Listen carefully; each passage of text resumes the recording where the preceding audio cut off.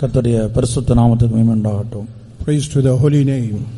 எங்களுடைய அழைப்புக்கு இணங்கி இந்த ஆசீர்வதிக்கப்பட்டதான விசேஷித்த வேத பாட கூட்டங்களின் முதலாம் நாளுக்கு வருகை தந்த உங்கள் யாவருக்கும் ஆண்டவராகிய இயேசுவின் இனிய நாமத்தில் நாங்கள் வாழ்த்துக்களை தெரிவிக்கிறோம். And we are greeting you the first day as you accepted our invitation, as you are attending these days, we are conveying our greetings.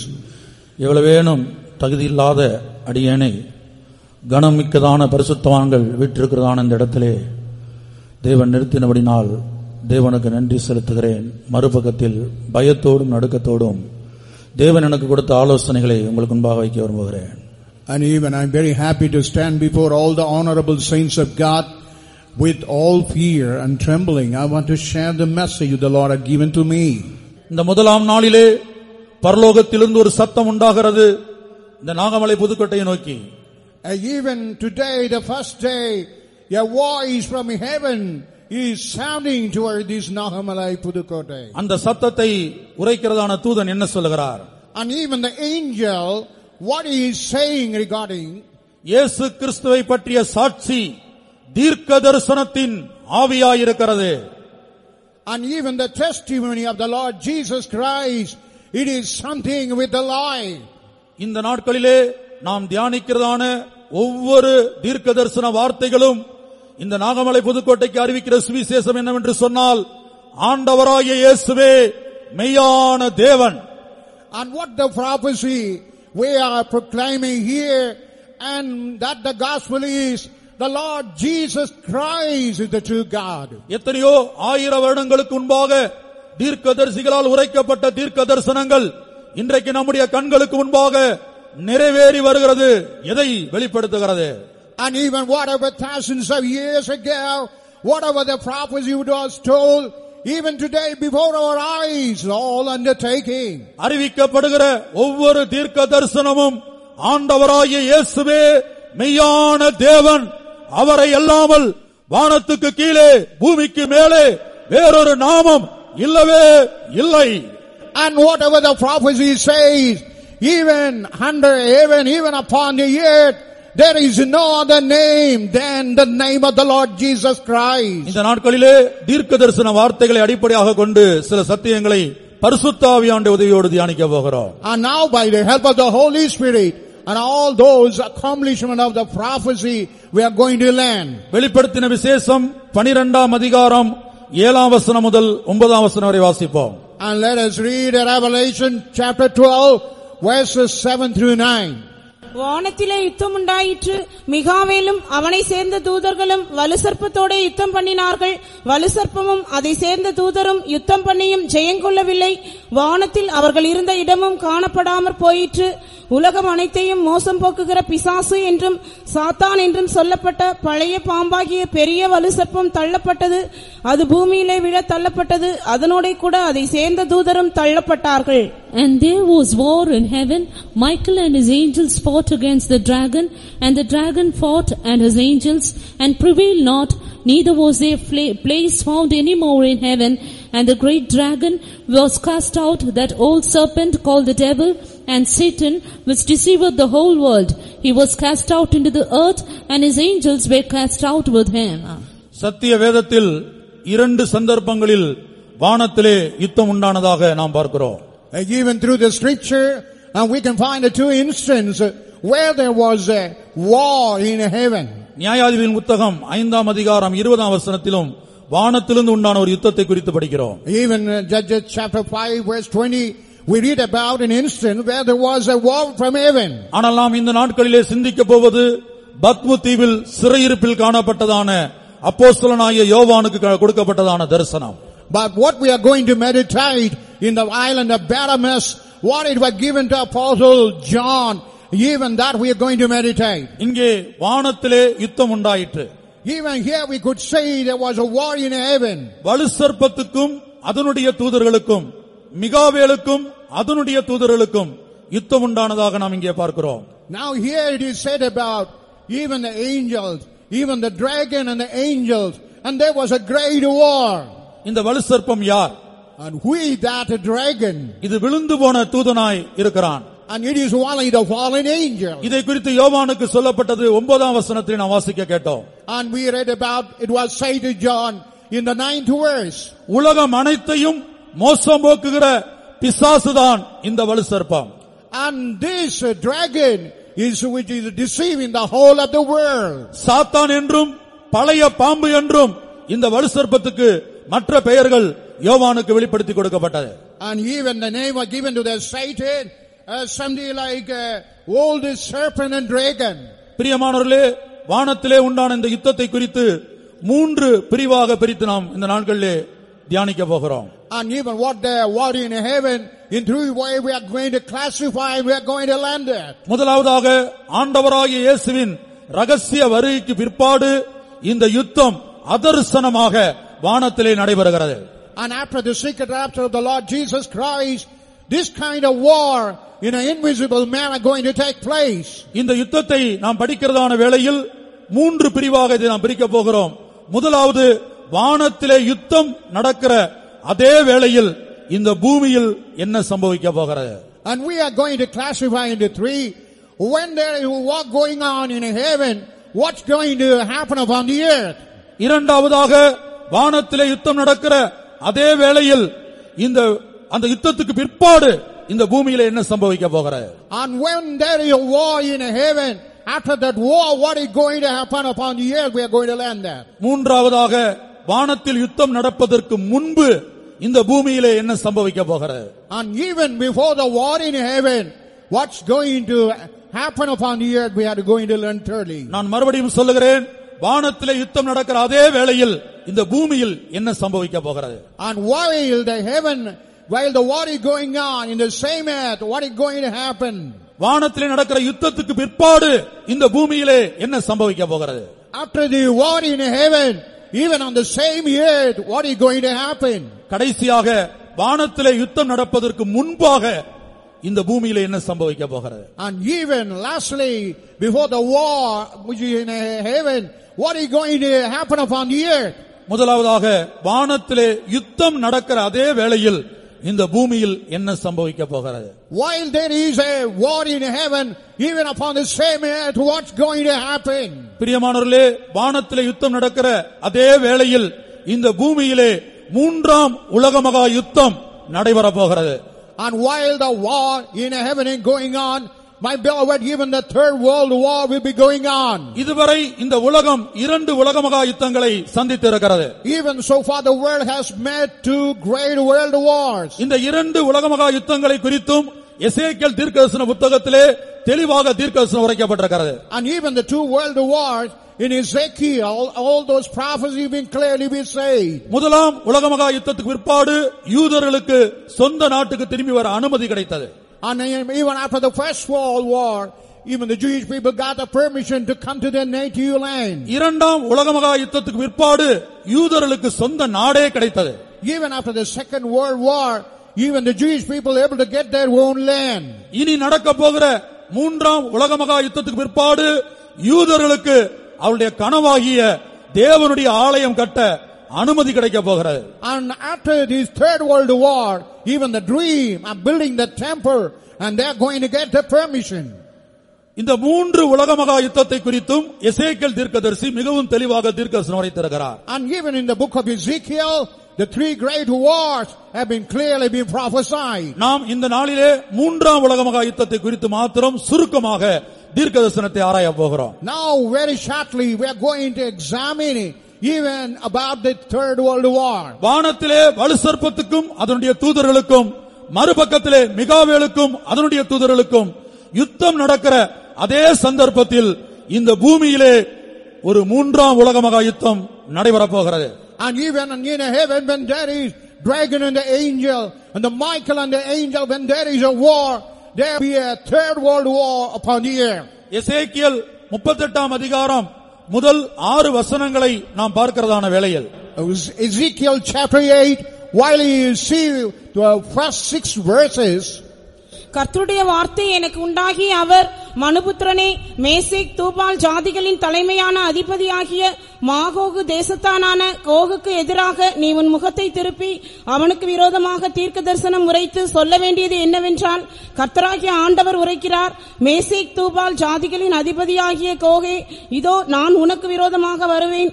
நான் உன்னை திருப்பி உன் வாயில் துறடுகளை போட்டு உன்னையும் உன்னுடைய எல்லா சேனையையும் குதிரைகளையும் சர்வாயுதம் தரித்த குதிரை வீரர்களையும் பரிசையும் கேடகமும் உடைய திரளான கூட்டத்தையும் புறப்பட பண்ணுவேன்.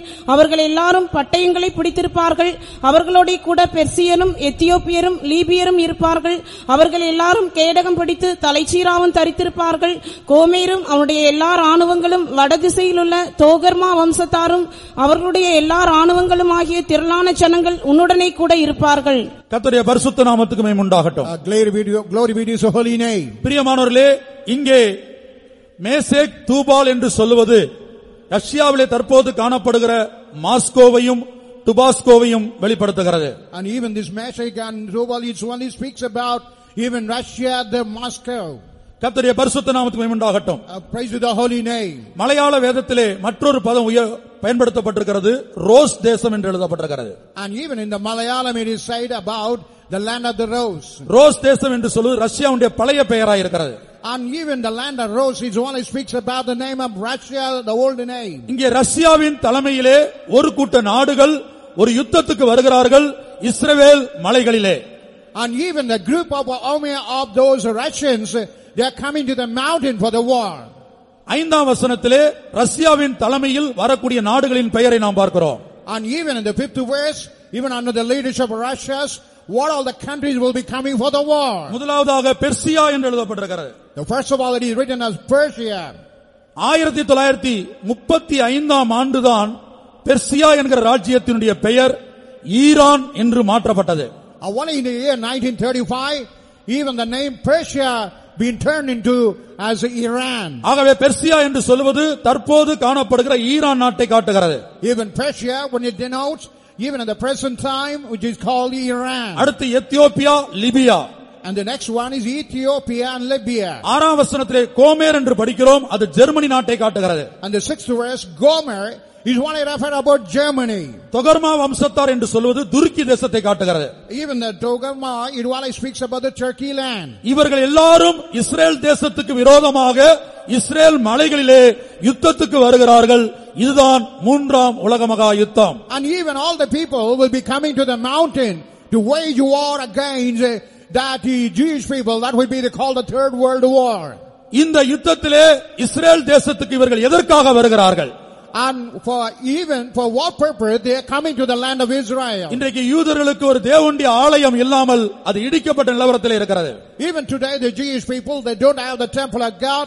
It all be demolished state. இந்த ஆலயத்தின் நிமித்தமாக இஸ்ரேல் தேசத்துக்கும் பலஸ்தீன தேசத்துக்கும் தீர்க்கப்பட முடியாத பிரச்சனை காணப்படுகிறது. And because of the temple of God, even these Palestinians and with the Jewish people, even the problem is not able to be settled easily. நாம் வேதத்திலே படிக்கிறோமே, பலிபீடம், வெண்கல கடல் தொட்டி, குத்து விளக்கு, சமூக தப்பத்து மேஜை, இவை எல்லாவற்றையும் யூதர்கள் செய்து கொண்டு தேவனுடைய ஆலயம் கட்டுவதற்காக எல்லா பணிமுட்டுகளையும் செய்து வைத்து காத்துக் கொண்டிருக்கிறார்கள்.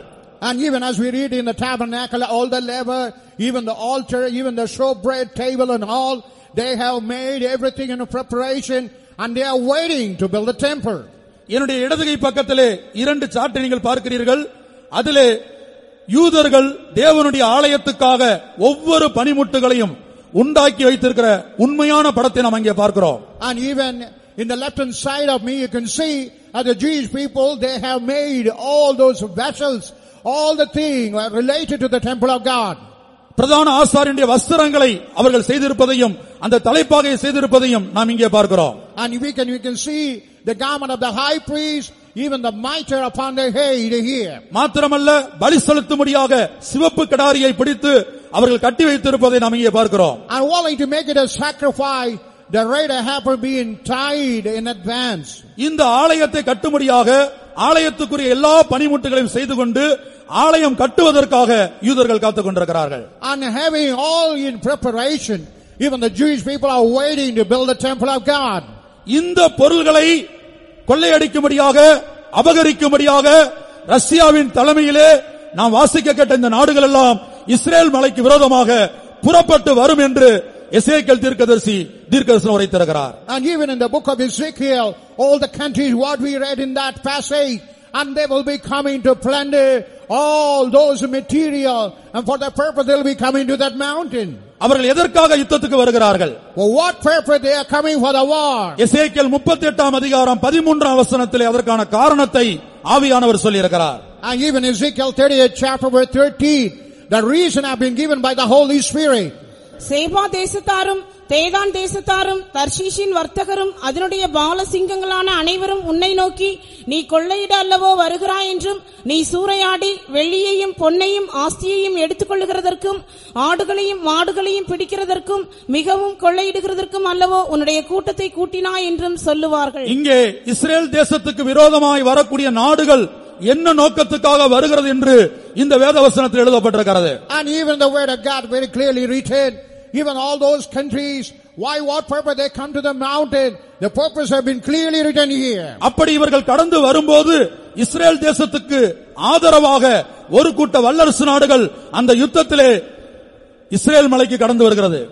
And when they come for war on supporting the Jewish people, even the great superpowers, they will be coming in support of the Jewish people, they will come to that mountain. அந்த நாடுகளின் பெயரை எசேக்கியேல் 38:13 வாசிக்க கேட்டோம். And even the name of the country, Ezekiel 38:13, what we heard. முதலாவது சேபா தேசத்தார். And the first is the land of the Seba. அது தற்போது யமன் நாட்டை காட்டுகிறது. And presently it only speaks about the land of Yemen. இரண்டாவது தேதான் தேசத்தார். And even the second Yemen. அது தற்போது Saudi அரேபியாவை காட்டுகிறது. It only speaks about the Saudi Arabia. மூன்றாவது தர்சீசின் வர்த்தகர். And even the merchant of Tarshish. அது கிரேட் பிரிட்டனை காட்டுகிறது. It only speaks about the Great Britain. Great பிரிட்டனின் பழைய பேர் தான் தர்சீஸ் என்று சொல்லுவது. And only the old name is called the Tarshish. அடுத்து அதனுடைய பாலசிங்கங்கள் என்று எழுதப்பட்டிருக்கிறது. And next it is said about the young lion. கர்த்தருடைய பரிசுத்த நாமத்துக்கு மகிமை உண்டாகட்டும். Praise to the holy name. இந்த நாடுகள் இஸ்ரேல் தேசத்துக்கு ஆதரவாக ரஷ்யாவுக்கு விரோதமாக இஸ்ரேல் மலைக்கு கடந்து வருகிறது. And even all these countries will come supporting the Jewish people against the Russia. They will be coming to the mountain. இந்த யுத்தத்தின் முடிவிலே ரஷ்யா தோல்வியை அடையும் என்று எசேக்கியேல் 39 அதிகாரம் முதல் 4 வசனங்களிலே ஆவியானவர் தீர்ப்பு எழுதியிருக்கிறார்.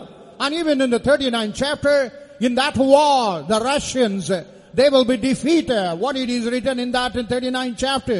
கர்த்தருடைய பரிசுத்த நாமத்துக்கு மகிமை உண்டாகட்டும். Glory be to his holy name. மறுபக்கத்திலே இந்த நாடுகளுடைய தேசிய விலங்காக சமீபத்திலே அறிவிக்கப்பட்ட சில விலங்குகளை நான் உங்களுக்கு சொல்கிறேன். And even very recently, what it has been declared as a national animal. ரஷ்யாவினுடைய தேசிய விலங்காக இப்பொழுது கரடி காணப்படுகிறது. As a national animal for the Russia, for the present time it is something like a bear. Great பிரிட்டனுடைய தேசிய விலங்காக சிங்கம் காணப்படுகிறது. As the national animal for the Great Britain, it's the lion. சேபா தேசத்தாரின் அதாவது யமன் நாட்டினுடைய தேசிய விலங்காக சிறுத்தை காணப்படுகிறது. And even that country, Yemen, as a national animal, it is the leopard. இங்கே நாம் வாசிக்க கேட்ட சில நாடுகளுக்கு தேசிய விலங்குகளாக சிங்கமும் சிறுத்தையும் கரடியும் காணப்படுகிறது. And what we read in this place, the countries, they will have the leopard, the lion, the bear. இந்த உலக மகா யுத்தத்தின் முடிவிலே ரஷ்யா தோல்வியடையும் என்று எசேக்கியேல் 39 அதிகாரம் முதல் 4 வசனங்களிலே எழுதப்பட்டிருக்கிறது. Even in the 39th chapter, it is said, in the end of the Third World War, the Russians will be defeated. இனி இந்த யுத்தத்திலே பயன்படக்கூடிய யுத்த ஆயுதங்கள், And even in that war, what all the weapon will be used in. அதை பற்றி 2 தீர்க்கதரிசனங்களை எசேக்கியேல் உரைத்திருக்கிறார். And even Ezekiel has prophesied about 2 things. முதலாவதாக இந்த யுத்தத்திலே பயன்படுத்தக்கூடிய யுத்த ஆயுதமானது யுரேனியத்தினால் தயாரிக்கப்படக்கூடிய பாமாய் அல்லது பூதங்களாய் இருக்கிறது. And the first weapon, what it will be used, even the weapon would be used out of the uranium. அதை 2 பேதுரு 3 அதிகாரம் 10 வசனத்திலே பேதுரு அப்போஸ்தலன் சொல்லுகிறார். Even the 2 Peter, the 3rd chapter verse 10, even Apostle Paul says about that bomb. கர்த்தருடைய நாள் இரவிலே திருடன் வருகிற விதமாய் வரும். அப்பொழுது வானங்கள் மடமட என்று அகன்று போம், பூதங்கள் வெந்து உருகி போம், பூமியும் அதிலுள்ள கிரியைகளும் எரிந்து அழிந்து போம். பூதங்கள் வெந்து உருகி போம், பூமியை சுட்டரிக்கக்கூடிய சக்தி பூதங்களுக்கு இருக்கிறது என்று பூதங்கள் கண்டுபிடிக்கப்படுவதற்கு முன்பாகவே பேதுரு தீர்க்கதரிசனம் உரைத்திருக்கிறார். And even all the elements to be discovered, and here it is said about all those elements will be melting away. இன்றைக்கு விஞ்ஞான உலகம் 118 பூதங்களை கண்டுபிடித்திருக்கிறது. And even the science world, it has discovered about the 115 elements. அதிலே முழு உலகத்தையும் சுட்டரிக்கக்கூடிய வல்லமையுள்ள பூதமாக விஞ்ஞான உலகம் ஏற்றுக்கொண்டிருப்பது இந்த யுரேனியம் என்கிற பூதத்தை குறித்து. And even apart from all those elements, what the scientific world has accepted is called the uranium. இந்த யுரேனியத்தை பயன்படுத்தி மூன்றாம் உலக யுத்தம் நடைபெறும் போது, when they use this uranium, and when the third world war conducted, இன்றைக்கு இந்தியா முதற்கொண்டு எல்லா வல்லரசு நாடுகளும் யுரேனியத்தை கொண்டு பாம்புகளை தயாரித்திருக்கிறார்கள். ரஷ்யா தயாரித்த father of all bomb, America தயாரித்த மதர் ஆஃப் ஆல் பாம், இந்த ரெண்டு பாம்புகளுடைய படத்தை நாம் இங்கே பார்க்கிறோம். And here even Indians and all other people, they have discovered nuclear bomb. Even the Russians they have discovered the father of bomb, even American the mother of bomb. இந்த பூதங்களை தயாரித்து ஒரு யுத்தம் நடைபெறும் போது, when they prepare all these elements and when they make a war, இந்த யுரேனியத்தை ஆராய்ச்சி செய்த அமெரிக்காவை சேர்ந்த ஹாஃப்மேன் என்று சொல்லக்கூடிய ஒரு விஞ்ஞானி சொல்லியிருக்கிறார். அவருடைய படத்தை நாம் இங்கே பார்க்கிறோம்.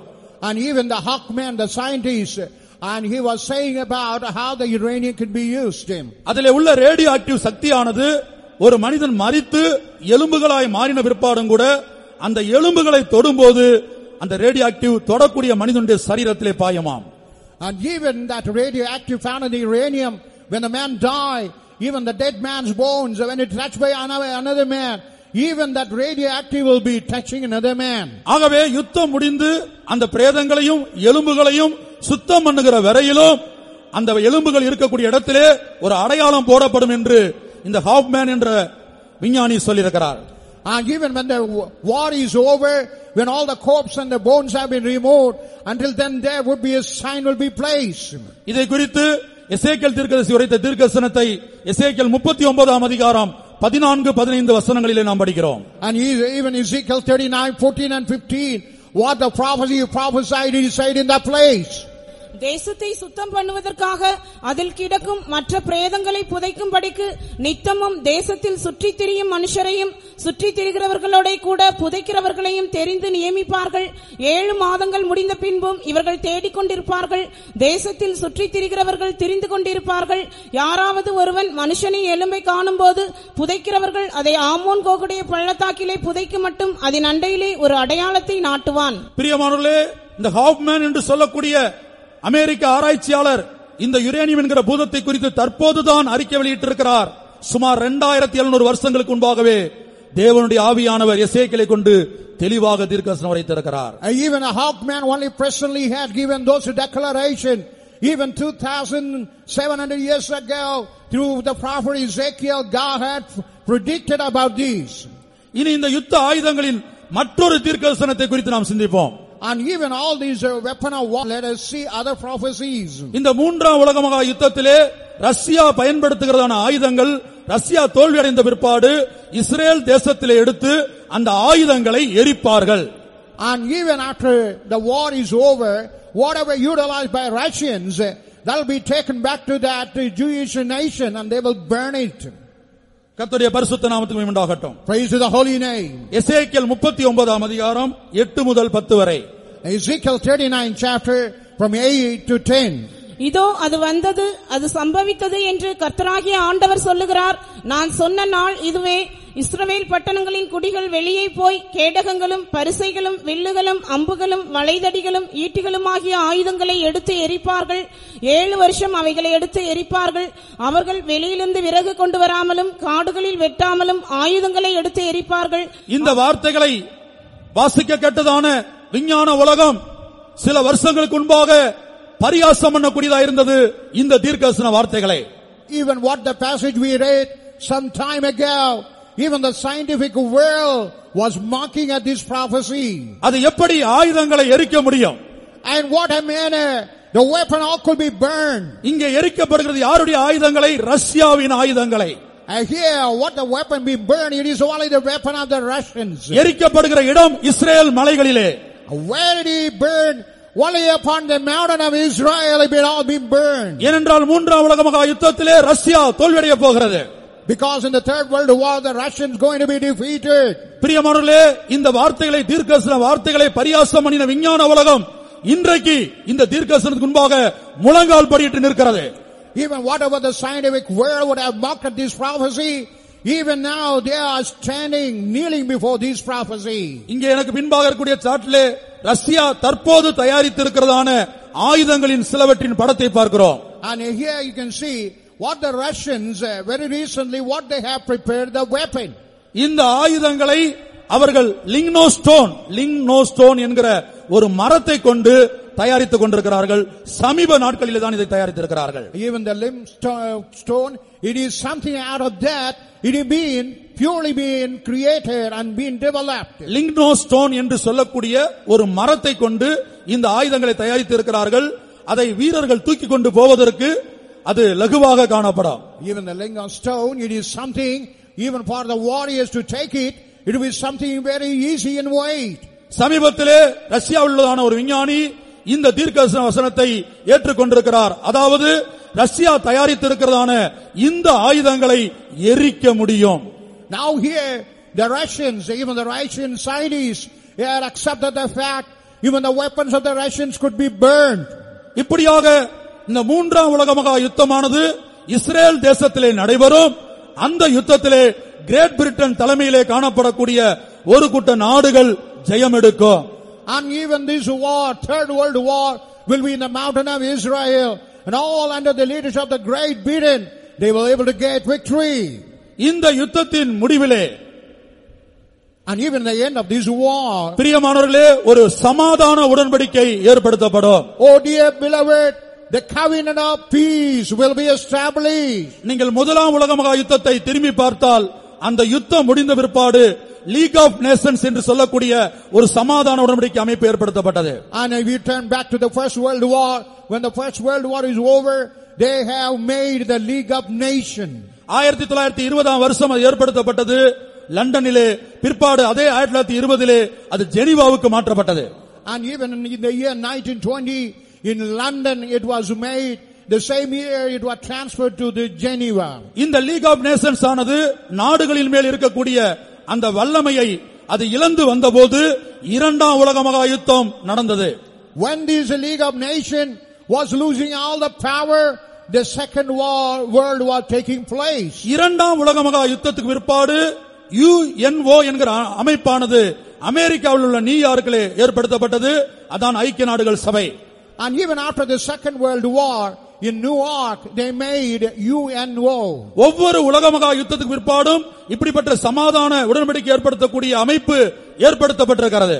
And even every world war after that there was some kind of league or something that could bring about peace. அதே போல மூன்றாம் உலக மகா யுத்தத்துக்கு பிற்பாடும் ஒரு சமாதான உடன்படிக்கை அமைப்பு ஏற்படுத்தப்பட போகிறது. Even after this Third World War something your covenant of peace is going to be established. அது பெல்ஜியத்திலே காணப்படக்கூடிய ப்ரூசெல்ஸ் என்று சொல்லக்கூடிய இடத்திலே அந்த அமைப்பு ஏற்படுத்தப்பட போகிறது. And even in Belgium it is called Brussels. In that place it's going to be established. கர்த்தருடைய பரிசுத்த நாமத்துக்கு மகிமை உண்டாகட்டும். Praise to the holy name. வெளிப்படுத்தின விசேஷம் 6ஆம் அதிகாரம் 2ஆம் வசனத்தை வாசிப்போம். And let us turn to Revelation chapter 6 verse 2. நான் பார்த்தபோது இதோ ஒரு வெள்ளை குதிரையை கண்டேன். அதன் மேல் ஏறி இருந்தவன் வில்லை பிடித்திருந்தான். அவனுக்கு ஒரு கிரீடம் கொடுக்கப்பட்டது. அவன் ஜெயிக்கிறவனாகவும் ஜெயிப்பவனாகவும் புறப்பட்டான். பிரியமானவர்களே, அந்தி கிறிஸ்துவின் ஆட்சி முழு உலகத்தையும் ஆளக்கூடிய அந்த சர்வாதிகாரியுடைய ஆட்சி எப்படி இருக்கும் என்று யோவானுக்கு தரிசனத்தில் வெளிப்படுத்தி கொடுக்கப்பட்டது. And even to the vision of John, how would be the reign of the Antichrist? How it would be by the vision it was portrayed. வெள்ளை குதிரையின் மேல் ஒருவன் ஏறி புறப்பட்டு வந்தான். கையிலே வில் இருந்தது.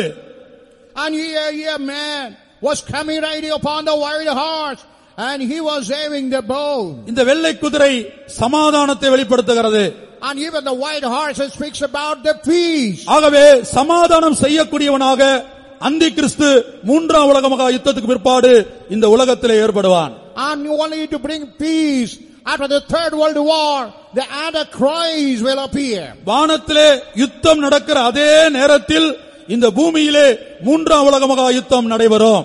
When there is a war in heaven, the same time, even on the earth, there will be third world war. அந்த யுத்தத்தின் முடிவிலே கிரேட் பிரிட்டன் ஜெயித்து ஒரு சமாதான அமைப்பு ஏற்படுத்தப்பட்டு அதிலே இருந்து ஒரு சமாதான புருஷன் எழும்புவான். And even the Britain will able to get victory out of that. A peaceful and a cry going to rise. அதே வேளையில் வானத்திலே நடக்கிற யுத்தத்திலே வலு சர்ப்பம் தோல்வியை அடைகிறது. At the same time, the war in heaven, the dragon would be defeated. இனி வானத்திலே நடந்த அந்த யுத்தத்துக்கு பிற்பாடு இந்த பூமியில என்ன சம்பவிக்க போகிறது? Even the war that had happened in heaven, after that, what's going to happen upon the earth? இப்பொழுது வெளிப்படுத்தின விசேஷம் 12ஆம் அதிகாரம் 8-9 வசனங்களை வாசிப்போம். And I will turn to Revelation 12th chapter, verses 8 and 9. வானத்தில் அவர்கள் இருந்த இடமும் காணப்படாமற் போயிற்று. உலகம் அனைத்தையும் மோசம் போக்குகிற பிசாசு என்றும் சாத்தான் என்றும் சொல்லப்பட்ட பழைய பாம்பாகிய பெரிய வலுசர்ப்பம் தள்ளப்பட்டது. அது பூமியிலே விழத் தள்ளப்பட்டது. அதனோட கூட அதை சேர்ந்த தூதரும் தள்ளப்பட்டார்கள். இங்கே வலுசர்ப்பம் வானத்திலிருந்து அந்த யுத்தத்தின் முடிவிலே தோல்வி அடைந்து பூமியிலே விழத் தள்ளப்படுகிறது. And even in heaven, that dragon defeated and will be cast down upon the earth. மறுபக்கத்திலே பூமியிலே நடந்த மூன்றாம் உலக மகா யுத்தத்திலே கிரேட் பிரிட்டனும் அதனுடைய கூட்டு நாடுகளும் ஜெயித்து இருக்கிறது. In other hand, even on the earth, in the war, the Great Britain and all the countries, they got a victory. இனி பூமியிலே விழுந்த வலுசர்ப்பம் இந்த பூமியிலே என்ன செய்ய போகிறது? Even the dragon which fell upon the earth, and what's going to do it upon the earth? அதை வெளிப்படுத்தின விசேஷம் 13ஆம் அதிகாரத்திலே பத்மு தீவில் காணப்பட்ட யோவானுக்கு ஆவியானவர் வெளிப்படுத்தி கொடுக்கிறார். And even in the Revelation 13th chapter, even John, who was found in the Patmos island, God was showing all that. வெளிப்படுத்தின விசேஷம் 13ஆம் அதிகாரம் 1ஆம் வசனம். Revelation 13th chapter, verse 1. பின்பு நான் கடற்கரை மணலின் மேல் நின்றேன். அப்பொழுது சமுத்திரத்திலிருந்து ஒரு மிருகம் எழும்பி வர கண்டேன். அதற்கு 7 தலைகளும் 10 கொம்புகளும் இருந்தன. அதன் கொம்புகளின் மேல் 10 முடிகளும் அதன் தலைகளின் மேல் தூஷணமான நாமமும் இருந்தன. பிரியமானவர்களே, உங்கள் கரத்திலே கொடுத்த படத்திலே முதல் கட்டத்திலே வானத்திலே நடக்கிற யுத்தத்தை குறித்து ஒரு கிராபிக்ஸ் படம் கொடுக்கப்பட்டிருக்கிறது. And the first what did he given in a hand? The war that happened on that heaven, it is given as a graphic. அதே முதல் கட்டத்தில் இரண்டாவது பிரிவிலே வானத்திலிருந்து வலுசர்ப்பம் பூமியிலே விழுகிற படம் கொடுக்கப்பட்டிருக்கிறது. And secondly, how the dragon will be cast down upon the earth. இனி இரண்டாம் கட்டத்திலே நாம் இங்கே வாசிக்க கேட்ட 7 தலைகளையும் 10 கொம்புகளையும் உடையதான ஒரு மிருகம் சமுத்திரத்திலிருந்து எழும்பி வருவதாக யோவானுக்கு காண்பிக்கப்பட்டது. Now here it been shown to John with the 7 head, with the 10 horns, and a beast is rising from the sea. இந்த மிருகம் யார்? And who is that beast? முதலாவதாக இந்த மிருகத்தை நாம் கவனிக்கும்போது, First of all, when you look into this beast, அதற்கு 7 தலைகளும் 10 கொம்புகளும் இருப்பதாக யோவான் காண்கிறார். and even the John is able to see he's having 7 head and 10 horns. அதனுடைய ஆவிக்குரிய விளக்கத்தை இனி வரக்கூடிய நாட்களில் நாம் பார்க்கலாம். And even all those spiritual interpretation in the coming days, let us look into that. இப்போது அதனுடைய சரீரத்தை குறித்து நான் சொல்ல விரும்புகிறேன். But now I want to tell about the body. 3 கொடூரமான மிருகங்களின் உருவம் அந்த ஒரே சரீரத்திலே உண்டாயிருப்பதை யோவான் காண்கிறார். And even the John is able to see that 3, the terrible animals having all the part in one animal. அதனுடைய வாய் சிங்கத்தின் வாயைப் போல இருந்தது. Even the mouth of that, it was like the mouth of the lion. அதனுடைய சரீரம் சிறுத்தையின் சரீரத்தை போல இருந்தது. Even the body was like a body of the leopard. அதன் கால்கள் கரடியின் கால்களை போல இருந்தது. Even the legs, it were like the legs of the bear. கர்த்தருடைய பரிசுத்த நாமத்துக்கு மகிமை உண்டாகட்டும். Glory be to his holy name. பிரியமானவர்களே, இயற்கையாக நீங்கள் பார்க்க போனால் இந்த 3 மிருகங்களும் ஒன்றாக இருக்கவே முடியாது. But if you look naturally, these 3 animals in no way will live together. மூன்றும் தன் பகுதியிலே கொடூரமான மிருகங்களாய் எந்த விதத்திலும் ஐக்கியப்படாத மிருகங்களாய் இருக்கிறது. And 3 animals will be terrible animal, and in no way it will live together. அப்ப யோவான் கண்ட தரிசனம் எதை வெளிப்படுத்துகிறது? And what the vision of John, what it reveals. மூன்றாம் உலக மகா யுத்தத்துக்கு பிற்பாடு, and after the Third World War, great Britain தலைமையிலே ஜெயித்ததான நாடுகள், all the countries were having head as a Great Britain, ஏற்படுத்துகிறதான ஒரு சமாதான உடன்படிக்கையை அல்லது சமாதான ஒரு ராஜ்யத்தை இது வெளிப்படுத்துகிறது. And even that covenant of peace, the covenant of nation, what it makes, what it reveals that. அதாவது அதனுடைய வாய் சிங்கத்தை போல இருந்தது. And what it is said, its mouth was like a lion. இன்றைக்கு கிரேட் பிரிட்டனுடைய அந்த தேசிய விலங்குதான் சிங்கமாக இருக்கிறது. Even the Great Britain national animal is that lion. நாம் எசேக்கியேல் 38 அதிகாரம் 13 வசனத்தில் படித்தோம், தர்சீஸ் அதனுடைய பாலசிங்கங்கள். And even Ezekiel 13, we read about the Tarshish, the young lions. Tarshish என்று சொல்வது கிரேட் பிரிட்டனை காட்டுகிறது. Even the Tarshish only speaks about the Great Britain. அதன் பாலசிங்கங்கள் And all is young lion. ஐரோப்பா யூனியன்ல மொத்தம் 27 நாடுகள் காணப்படுகிறது. And all the European Union as and 37 nations. அதுல சில நாடுகளுக்கு தேசிய சின்னம் சிங்கமாக இருக்கிறது. அந்த நாடுகளுடைய பட்டியலை நாம் இங்கே பார்க்க இந்த சார்ட்ல பார்க்கிறோம். And all those nations having that national animal as a symbol, as a lion, we could see all the names of those countries. சமுத்திரத்திலிருந்து ஒரு மிருகம் எழும்பி வருவதாக யோவான் காண்கிறார். And even John is able to see another beast is coming from the sea. இந்த சமுத்திரம் என்று சொல்வது திரளான ஜனக்கூட்டத்தை வெளிப்படுத்துகிறது. And even the sea, what reveals about the multitude of people. அதை வெளிப்படுத்தின விசேஷம் 17 அதிகாரத்திலே நாம் படிக்கிறோம். And we read in Revelation 17 chapter, we read about it clearly. இந்த மிருகத்தின் வாய் சிங்கமா இருந்தது என்று சொல்வது அது கிரேட் பிரிட்டனையும் அதனுடைய கூட்டு நாடுகள் ஐரோப்பா நாடுகளை காட்டுகிறது. And even the beast was having the mouth of the lion. It want to reveal about the Great Britain and all those country with that. அதனுடைய உருவம் சிறுத்தையாய் இருந்தது. And even the body, it appeared like a leopard. எசேக்கியேல் 38 அதிகாரம் 13 வசனத்திலே இந்த மூன்றாம் உலக மகா யுத்தத்தில் கிரேட் பிரிட்டனோடு சேரக்கூடிய ஒரு நாடு யமன் நாடு, சேபா தேசத்தார். And even the land of Sheba, the Yemen, in the Third World War, they will be joining. இப்போது சமீபத்திலே தான் 2008 வருடத்திலே தான் அதிகாரப்பூர்வமாக அந்த நாட்டினுடைய தேசிய விலங்காக இந்த சிறுத்தை அறிமுகப்படுத்தப்பட்டிருக்கிறது. One in the 2008, and with all now they have declared as a national animal as the leopard. மூன்றாவதாக அந்த மிருகத்தினுடைய கால்கள் கரடியின் கால்களாக இருந்தது. And thirdly, the animal leg was like a leopard. இன்றைக்கு ரஷ்யாவுடைய தேசிய விலங்கும் சைனாவுடைய தேசிய விலங்கும் கரடியாக இருக்கிறது. And even the Russian and the Chinese, the national animal is the bear. மூன்றாம் உலக மகா யுத்தத்திலே கிரேட் பிரிட்டன் ஜெயித்த பிற்பாடு இந்த எல்லா நாடுகளும் சேர்ந்து ஒரு சமாதான அமைப்பாக காணப்படுகிறது. அதுதான் இந்த மிருகம். And after that war, these countries, they will be joined together. Only this only revealed here. சிங்கமும் சிறுத்தையும் ஒன்றாய் இருக்க முடியாது, சிங்கமும் கரடியும் ஒன்றாய் இருக்க முடியாது. And even the lion and the leopard, the lion and the bear in no way could live together. கரடி சைனாவையும் ரஷ்யாவையும் வெளிப்படுத்துகிறது. Even the bear only reveal about the Russia and the Chinese. சிங்கம் ஐரோப்பிய நாடுகளை வெளிப்படுத்துகிறது. And even the lion reveal about the European countries. சிறுத்தை யமன் நாட்டையும் இன்னும் வேறு சில நாடுகளுக்கு சிறுத்தை தேசிய விலங்காக இருக்கிறது. And even that leopard, Yemen and all other as a national emblem. இந்த மூன்றாம் உலக மகா யுத்தத்துக்கு பிற்பாடு இவை எல்லாம் ஒன்றாய் ஒரே சரீரமாய் மாறப்போகிறது. After the Third World War, all the countries, they are going to join as a one body. இனி வானத்திலே இருந்து பூமியிலே விழுந்த வலுசர்ப்பம் என்ன செய்கிறது? Even from heaven, the dragon will fall upon the earth, and what's it going to do? இந்த வெளிப்படுத்தின விசேஷம் 13 அதிகாரம் 1 வசனத்திலே நான் வாசித்த இந்த மிருகத்துக்கு இந்த வலுசர்ப்பம் தன்னுடைய சிங்காசனத்தையும் அதிகாரத்தையும் வல்லமையும் கொடுப்பதாக யோவான் காண்கிறார். And even the John able to see the dragon which was cast down from the heaven, even the beast that what we see in the 13th chapter is giving throne, power and authority. இனி வாசிப்போம் வெளிப்படுத்தின விசேஷம் 13 அதிகாரம் முதல் 3 வசனங்கள். Let's read Revelation 13th chapter, first 3 verses. பின்பு நான் கடற்கரை மணலின் மேல் நின்றேன். அப்பொழுது சமுத்திரத்திலிருந்து ஒரு மிருகம் எழும்பி வர கண்டேன். அதற்கு 7 தலைகளும் 10 கொம்புகளும் இருந்தன. அதன் கொம்புகளின் மேல் 10 முடிகளும் அதன் தலைகளின் மேல் தூஷணமான நாமமும் இருந்தன. நான் கண்ட மிருகம் சிறுத்தையைப் போலிருந்தது.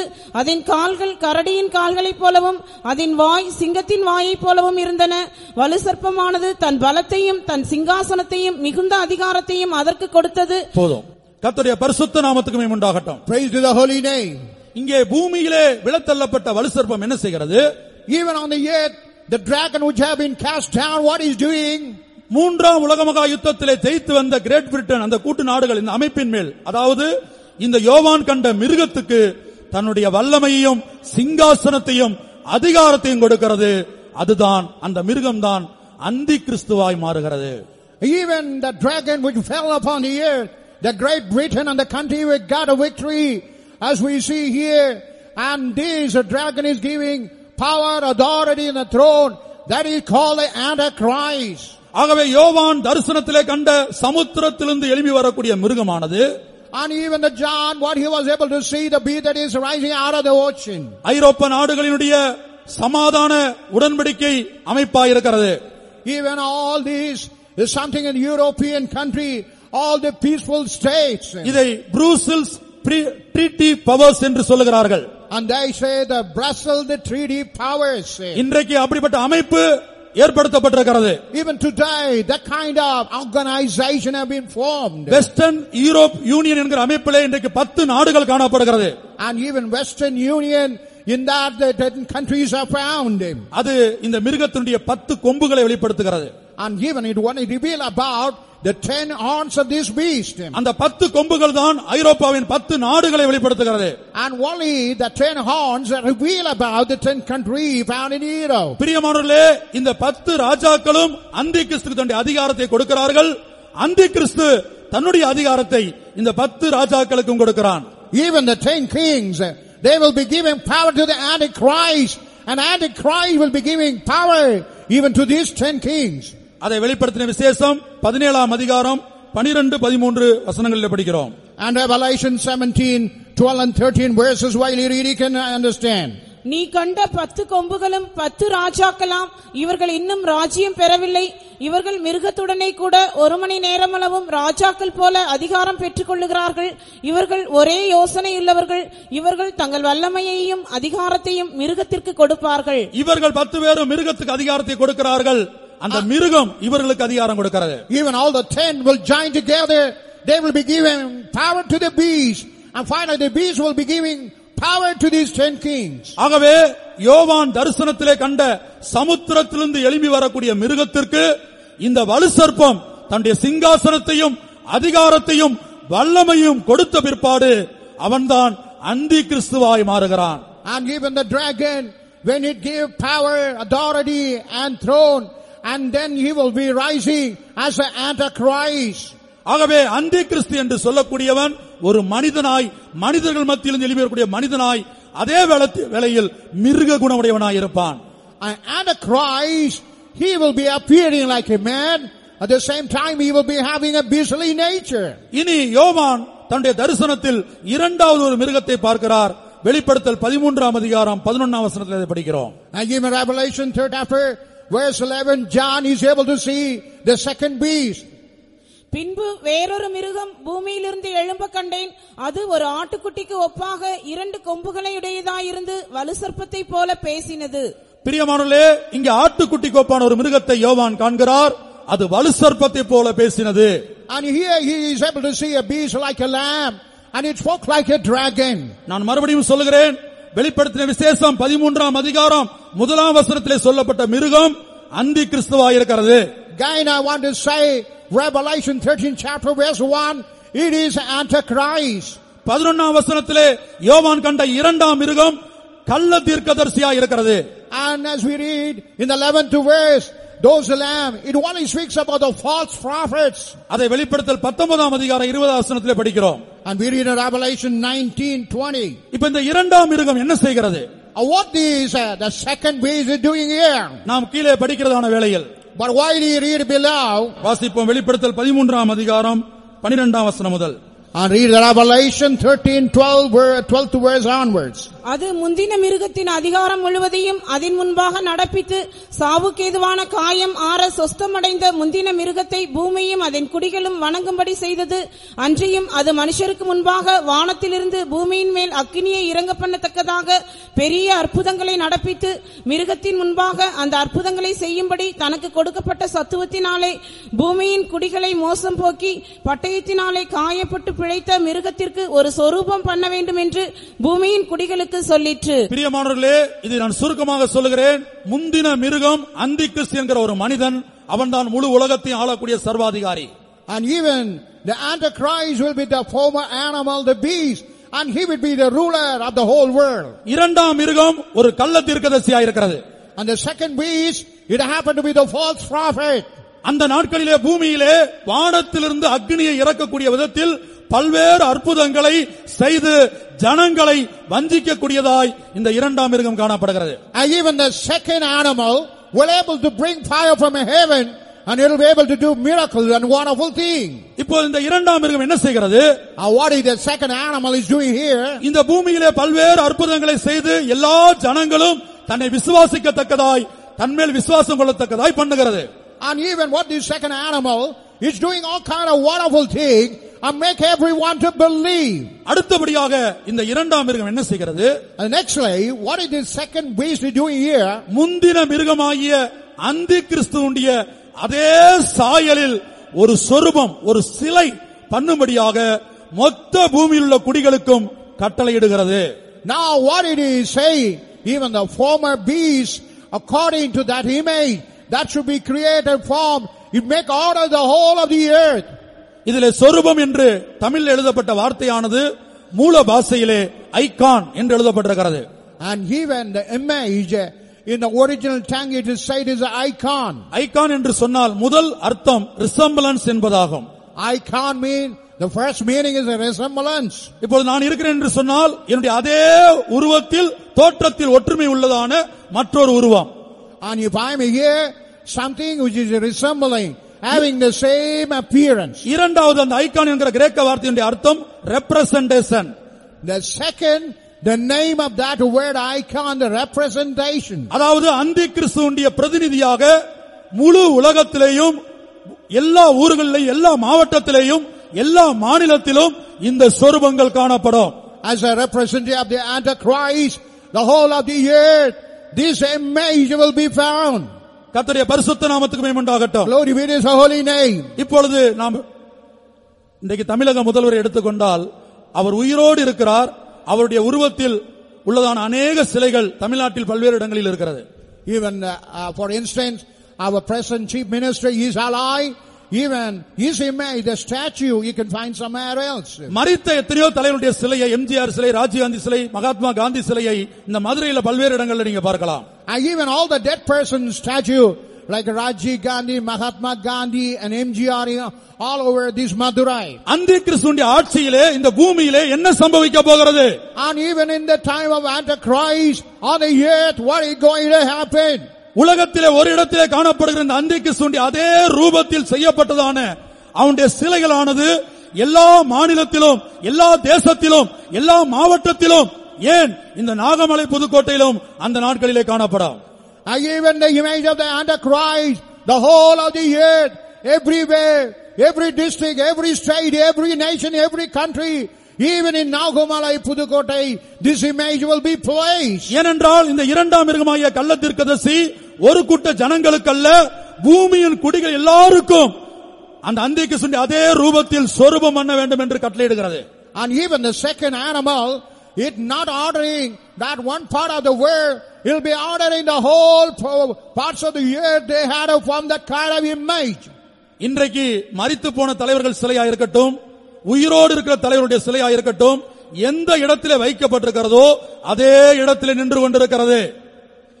Even whether it is a dead leader statue or whether it is the statue of the leaders who are alive, it is standing in the same place. ஆனா அந்தி கிறிஸ்துவின் நாட்களிலே அவனுடைய உருவத்தில் அதே உருவத்தில் வைக்கப்பட்டதான இந்த சிலையானது இந்த மதுரை மாவட்டத்திலே காணப்படுகிற ஒவ்வொரு ஏரியாக்களிலும் நடமாடக்கூடியதா இருக்கும். But the statue, what is going to be placed even in Madurai and all around the place, this statue will have the capacity to walk all around. இந்த நாகமலை புதுக்கோட்டை ஜனங்களோடு அந்தி கிறிஸ்துவின் அதே ரூபத்திலே காணப்படுகிற அந்த சிலை பேசக்கூடியதா இருக்கும். Even in this Nagamala Pudukkottai, that statue of the Antichrist, it will be having the capacity to converse, to speak with everybody. இந்த நாகமலை புதுக்கோட்டையில காணப்படுகிற ஒவ்வொரு நபரும் அந்த மிருகமாகிய அந்தி கிறிஸ்துவை வணங்குகிறானா, வலு சர்ப்பத்தை வணங்குகிறானா, அந்தி கிறிஸ்துவின் அதே ரூபத்தில் உண்டாக்கப்பட்ட சிலையாகிய தன்னை வணங்குகிறானா என்பதை கண்காணிக்கக்கூடியதாய் இந்த சிலை இருக்கும். And even the statue will be going all around to oversee whether they are able to worship even this dragon, this statue. அந்த நாட்களிலே 3 பேரை பூமியிலே காணப்படுகிற ஒவ்வொரு மனிதனும் வணங்க வேண்டும். And the 3 persons who ever found on the earth, and they had to worship. அதை வெளிப்படுத்தல் 13 அதிகாரத்திலே படிக்கிறோம். வீட்டிலே படித்து பாருங்கள். முதலாவது வலுசர்ப்பத்தை வணங்க வேண்டும், இரண்டாவது அந்தி கிறிஸ்துவை வணங்க வேண்டும், மூன்றாவது அவனுடைய அதே ரூபத்தில் செய்யப்பட்ட இந்த சொரூபமாகிய சிலையை வணங்க வேண்டும். Now it is said the dragon they had to worship, even the Antichrist, the same image what it was made, and all had to worship. இந்த வேத வசனத்தை படித்ததான இந்த தீர்க்கதரிசன வார்த்தைகளை படித்ததான விஞ்ஞான உலகம் சுமார் 60 ஆண்டுகளுக்கு முன்பாக இந்த தீர்க்கதரிசனத்தை பரியாசம் பண்ணக்கூடியதாக இருந்தது. Even the scientific world, even 60 years ago, what they have read these, they were seem to be in the state of mocking it. ஒரு சொரூபம் பேசுமா? Well, a statue able to talk with anybody? ஒரு சொரூபம் நடக்குமா? Well, a statue able to walk around? ஒரு சொரூபத்தினால் மனிதனை கண்காணிக்க முடியுமா? Well, that statue able to oversee anybody? ஒரு சொரூபம் இங்கே எழுதப்பட்டிருக்கிறது. தன்னை வணங்காத நபரை இந்த சொரூபம் தேடி சென்று கொலை செய்யுமாம்.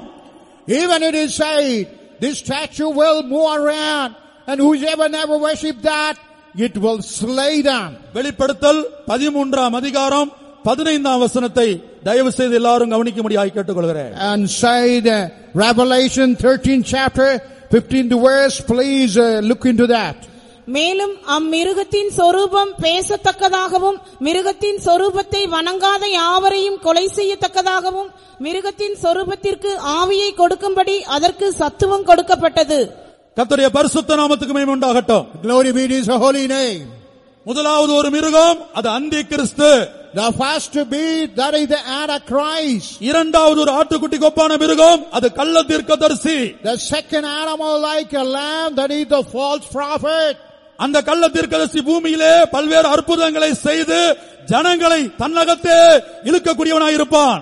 That false prophet, he will be doing multiple wonderful miraculous things and able to draw everyone unto himself. இந்த இரண்டாம் மிருகமாகிய கள்ள தீர்க்கதரிசி முந்தின மிருகமாகிய அந்தி கிறிஸ்துவுடைய அதே ரூபத்திலே ஒரு சிலை செய்யும்படியாக பூமியில் உள்ள எல்லா குடிகளுக்கும் கட்டளையிடுகிறான். And even that second beast, that lamb like a animal, it will order the image of the former beast, and that should be made. It will be ordering the whole of the inhabitants of the earth. அந்த சிலையானது மதுரையிலே அண்ணா நகரிலே காணப்படும். And even that statue in Madurai, in Anna Nagar, will be there. Shenoy நகரிலே காணப்படும். Even in Chennai Nagar, it will be there. பொன்னகரத்திலே காணப்படும். Even it will be in Ponnagaram. பசுமலையிலே காணப்படும். Even it will be in Pasumalai. மாப்பாளையத்திலே காணப்படும். Even in Mapalai, it will be there. இந்த நாகமலை புதுக்கோட்டையிலும் காணப்படும். Even in Nagamalai Pudukkottai. ஒவ்வொரு மனிதரையும் அது கண்காணிக்க கூடியதா இருக்கும். And it will be having the capacity to oversee everybody. ஒவ்வொரு தனிப்பட்ட மனிதனோடு அது பேசக்கூடியதா இருக்கும். And it will be having the power and capacity personally talking with everyone. அது ஒரு சுவிசேஷத்தை அங்கங்கே போட்டு ஒரு கூட்டத்தை நடத்தும். And it will be having a gospel meeting then and there, and it will be conducting meeting. இன்றைக்கு இயேசுவின் நாமத்தை உயர்த்தும்படியாக நாங்கள் இந்த நாகமலை புதுக்கோட்டையிலே கூட்டம் நடத்தி கொண்டிருப்பது போல, as we are conducting the meeting to exalt the name of the Lord Jesus Christ, இந்த சொரூபமானது அன்றைக்கு நடத்துகிற கூட்டத்திலே வலு சர்ப்பத்தை வணங்க வேண்டும், அந்தி கிறிஸ்துவை வணங்க வேண்டும், தன்னை வணங்க வேண்டும் என்று அது பிரசங்கிக்கும். And even this statue will be preaching, you have to worship even the statue of the dragon and the Antichrist even itself. பிரியமானவர்களே, விஞ்ஞான உலகம் சுமார் 60 வருடங்களுக்கு முன்பாக இந்த தீர்க்கதரிசன வார்த்தைகளை பரியாசம் பண்ணினது. Oh dear beloved, 60 years ago even the scientific world regarding these, they have mocked at it. நான் ஆரம்பத்தில் சொன்னது போல இயேசு கிறிஸ்துவை பற்றிய சாட்சி தீர்க்கதரிசனத்தின் ஆவியாக இருக்கிறது. And even the prophecy, it is something of having life. பேசக்கூடிய சொரூபம், காணக்கூடிய சொரூபம், நடமாடக்கூடிய சொரூபம், மனிதனை கொலை செய்யக்கூடிய சொரூபம் இன்றைக்கு கண்டுபிடிக்கப்பட்டிருக்கிறது. And even the statue would be able to walk, would be able to see, and it is able to slay, even discovered today. இந்த சொரூபம் இந்த நாகமலை புதுக்கோட்டை கொண்டு வந்த சாட்சி என்ன? And what is the testimony bringing to the Nagamale Pudukkottai? இயேசு கிறிஸ்துவை பற்றிய சாட்சி தீர்க்க தரிசனத்தின் ஆவியாக இருக்கிறது. And even the prophecy, it is the prophecy of Jesus Christ. இந்த நாகமலை புதுக்கோட்டைக்கு இன்றைக்கு கடந்து வந்த சொரூபம் இந்த பட்டணத்துக்கு ஒரு சுவிசேஷத்தை அறிவிக்கிறது. இயேசுவே மெய்யான தேவன். And here this is really proclaiming, saying that Jesus Christ is the living God. அந்த சொரூபம் யார்? And who is that image? பிரியமானவர்களே, இன்றைக்கு எந்திர மனிதர்களை இன்றைக்கு உருவாக்கி கொண்டிருக்கிறார்கள். Oh dear beloved, now they are making robot.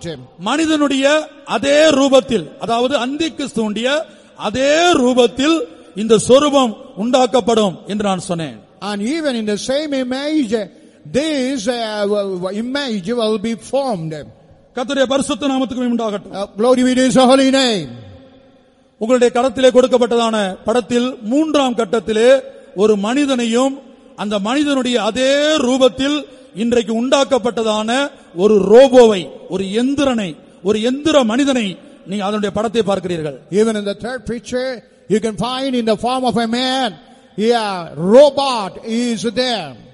ஒசாகாவிலே robotic லேபரேட்டரியினுடைய தலைவராகிய இந்த மனிதனுடைய அதே ரூபத்தில் அந்த மனிதன், அந்த ஆராய்ச்சியாளர் உண்டாக்கினதான, அப்படி அதே ரூபத்தில் உண்டாக்கினதான ஒரு எந்திரனை, ஒரு எந்திர மனிதனுடைய படத்தை நீங்கள் 3ஆம் கட்டத்திலே பார்க்கிறீர்கள்.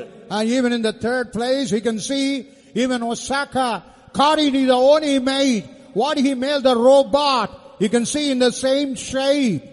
இந்த ரோபோட்டிக் ப்ரொஃபசர் என்னென்ன செய்கிறாரோ, அவருடைய வேலை எதுவோ அதையெல்லாம் செய்யக்கூடிய முறைமையிலே இவர் செய்ய வேண்டிய எல்லா வேலைகளையும் எந்திர மனிதனை கொண்டு செய்யும்படியாக அவர் உருவாக்கி இருக்கிறார். And even whatever the work that professor could do, all those work even that robot could do, in such a way he had really formulated it. பிரியமானவர்களே, ரோபோ என்று சொன்னால் ரோபோட்டோ, ரோபோட்னிக் என்கிறதான செக்கோஸ்லோவேக்கியன் வேர்டாக இருக்கிறது. Even the robot mean it is the Czechoslovakian, the robotic word. அதனுடைய அர்த்தம் என்னவென்று சொன்னால் அடிமை, வேலைக்காரன் என்பதாகும். And what is the interpretation for that is, it is a slave, a servant. பிரியமானவர்களே, புலம்பலிலே எரேமியா புலம்புகிறார், அடிமைகள் எங்களை ஆளுகிறார்கள், அவர்கள் கைகளிலிருந்து எங்களை விடுவிப்பார் இல்லையே. And even Jeremiah is wailing, all the slaves are ruling us, and we are not able to be delivered out of their hand. மனிதனுக்கு பணிவிடை செய்யும் பணி ஆவிகளாக தேவன் இந்த தூதர்களை உண்டாக்கினார். And even God has formed the angels as a ministering spirit so that it may minister all the human race. மனிதனுக்கு அடிமை வேலை செய்யும்படியாக பணிவிடை ஆவிகளாக உண்டாக்கப்பட்ட தூதர்கள் விழுந்து போய் ஒரு கூட்டத்தார் பிசாசுகளாய் மாறி போனார்கள். Even all the angels who have been formed as a ministering spirit, and they have fallen, one group of that, all have become turned to be the devil. இந்த விழுந்து போன தூதனுடைய நோக்கம் என்ன? What is the intention of the fallen angels? ஒவ்வொரு மனிதனும் சாஷ்டாங்கமாய் தன் காலில் விழுந்து வணங்க வேண்டும், தன்னை வணங்க வேண்டும் என்று அவர் விரும்புகிறான். And all must fall flat, and all must worship him. He wants himself to be worshipped by all. புலம்பல் 5ஆம் அதிகாரம் 8ஆம் வசனம். The Lamentation 5th chapter verse 8. அடிமைகள் எங்களை ஆளுகிறார்கள், எங்களை அவர்கள் கையிலிருந்து விடுவிப்பார் இல்லை. பிரியமானவர்களே, இது எழுத்தின்படியாக இஸ்ரவேல் ஜனங்களை குறித்த தீர்க்கதரிசனமாக இருந்தாலும் ஆவிக்குரிய பிரகாரமாக இனிமேல் சம்பவிக்கக்கூடிய காரியங்களை வெளிப்படுத்துகிறது. Even though it happened to be literally denoting about the Israelite, even in the coming day it's going to happen. இயேசு இந்த பூமியிலே வந்தபோது தன்னை வணங்க வேண்டும் என்று சாத்தான் தன்னை சாஷ்டாங்கமாய் விழுந்து பணிந்து கொள்ள வேண்டும் என்று இயேசுவையே கேட்டுக்கொண்டதாக நாம் பார்க்கிறோம். And we can see when Jesus Christ came upon the earth, the devil told to Jesus Christ that he must fall flat, even worship the devil itself. ஆகவே சாத்தான் இனி வரக்கூடிய இந்த அந்திகிறிஸ்துவின் ஆட்சியிலே அவன் என்ன செய்ய போகிறான்? அடிமைகளை கொண்டு இந்த பூமியை ஆளுகை செய்ய போகிறான். And even the Antichrist, what he going to do? He is going to work through this kind of slaves. இன்றைக்கு முழு உலகத்திலும் எல்லா இடங்களிலும் நம்முடைய தமிழ்நாட்டிலே திருப்பூர் முதற்கொண்டு சென்னையில சில ஃபேக்டரியிலையும் இன்றைக்கு எந்திரர்கள் மனிதனுக்கு பதிலாக அவர்கள் வேலையை செய்ய முடியாக நியமிக்கப்பட்டிருக்கிறார்கள். Even in Tamil Nadu, even in Tirupur and all other places, instead of man, even this robot is made to work. விஞ்ஞானிகள் சொல்கிறார்கள் 2020 வருஷத்துக்குள்ள எல்லா டிபார்ட்மெண்ட்லயும் மனிதர்கள் செய்ய வேண்டிய வேலையை எந்திர மனிதனை கொண்டு செய்ய போகிறோம். And even in 2020, whatever the work being done by a human being, all those work is going to be done by the robot. சொரூபம் பார்க்குமா? Will that image able to see? சொரூபம் பேசுமா? Will that image able to speak? தன்னை வணங்காத நபரை சொரூபம் கொலை செய்யுமா? And whoever never worship that statue, then image it will slay it. பிரியமானவர்களே, computer மூலமாக இந்த சொரூபங்களுக்கு ஆவி சத்துவம் கொடுக்கப்படுகிறது. Through the computer, even this kind of image is having power. வெளிப்படுத்தல் 13ஆம் அதிகாரத்தில் நாம் படிக்கிறோம், அதற்கு சத்துவம் கொடுக்கப்பட்டது. And we read in Revelation 13 chapter, even the power have been given to that. இப்ப இந்த கம்ப்யூட்டர் மூலமாக இந்த ரோபோக்களுக்கு எந்திர மனிதர்களுக்கு கொடுக்கப்படுகிற அந்த புரோகிராமை நாம் கேன்சல் பண்ணிவிட்டால் அவர்கள் வெறும் சிலைகளாய் மாறிவிடுவார்கள். அவர்களால் நிற்க முடியாது, நடக்க முடியாது, பேச முடியாது, ஒரு மனிதனை பயமுறுத்த முடியாது. Even whatever been programmed by the computer, when you cancel that program, even this robot will never able to walk, never speak, even it will not in a position to intimidate. வெளிப்படுத்தல் 13ஆம் அதிகாரம் 15ஆம் வசனத்தை மாத்திரம் மறுபடியும் வாசிப்போமாக. Let's once again read Revelation 13 chapter 15th verse once again.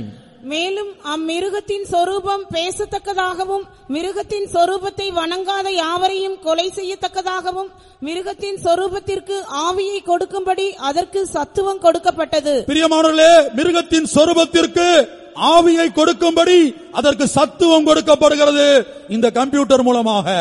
Even through the computer, even to the image, the power being given as to give a lie. இனி ஒரு பொல்லாத காலம் யோவான் கண்ட தரிசனம் வெகு சீக்கிரத்திலே நிறைவேற போகிறது.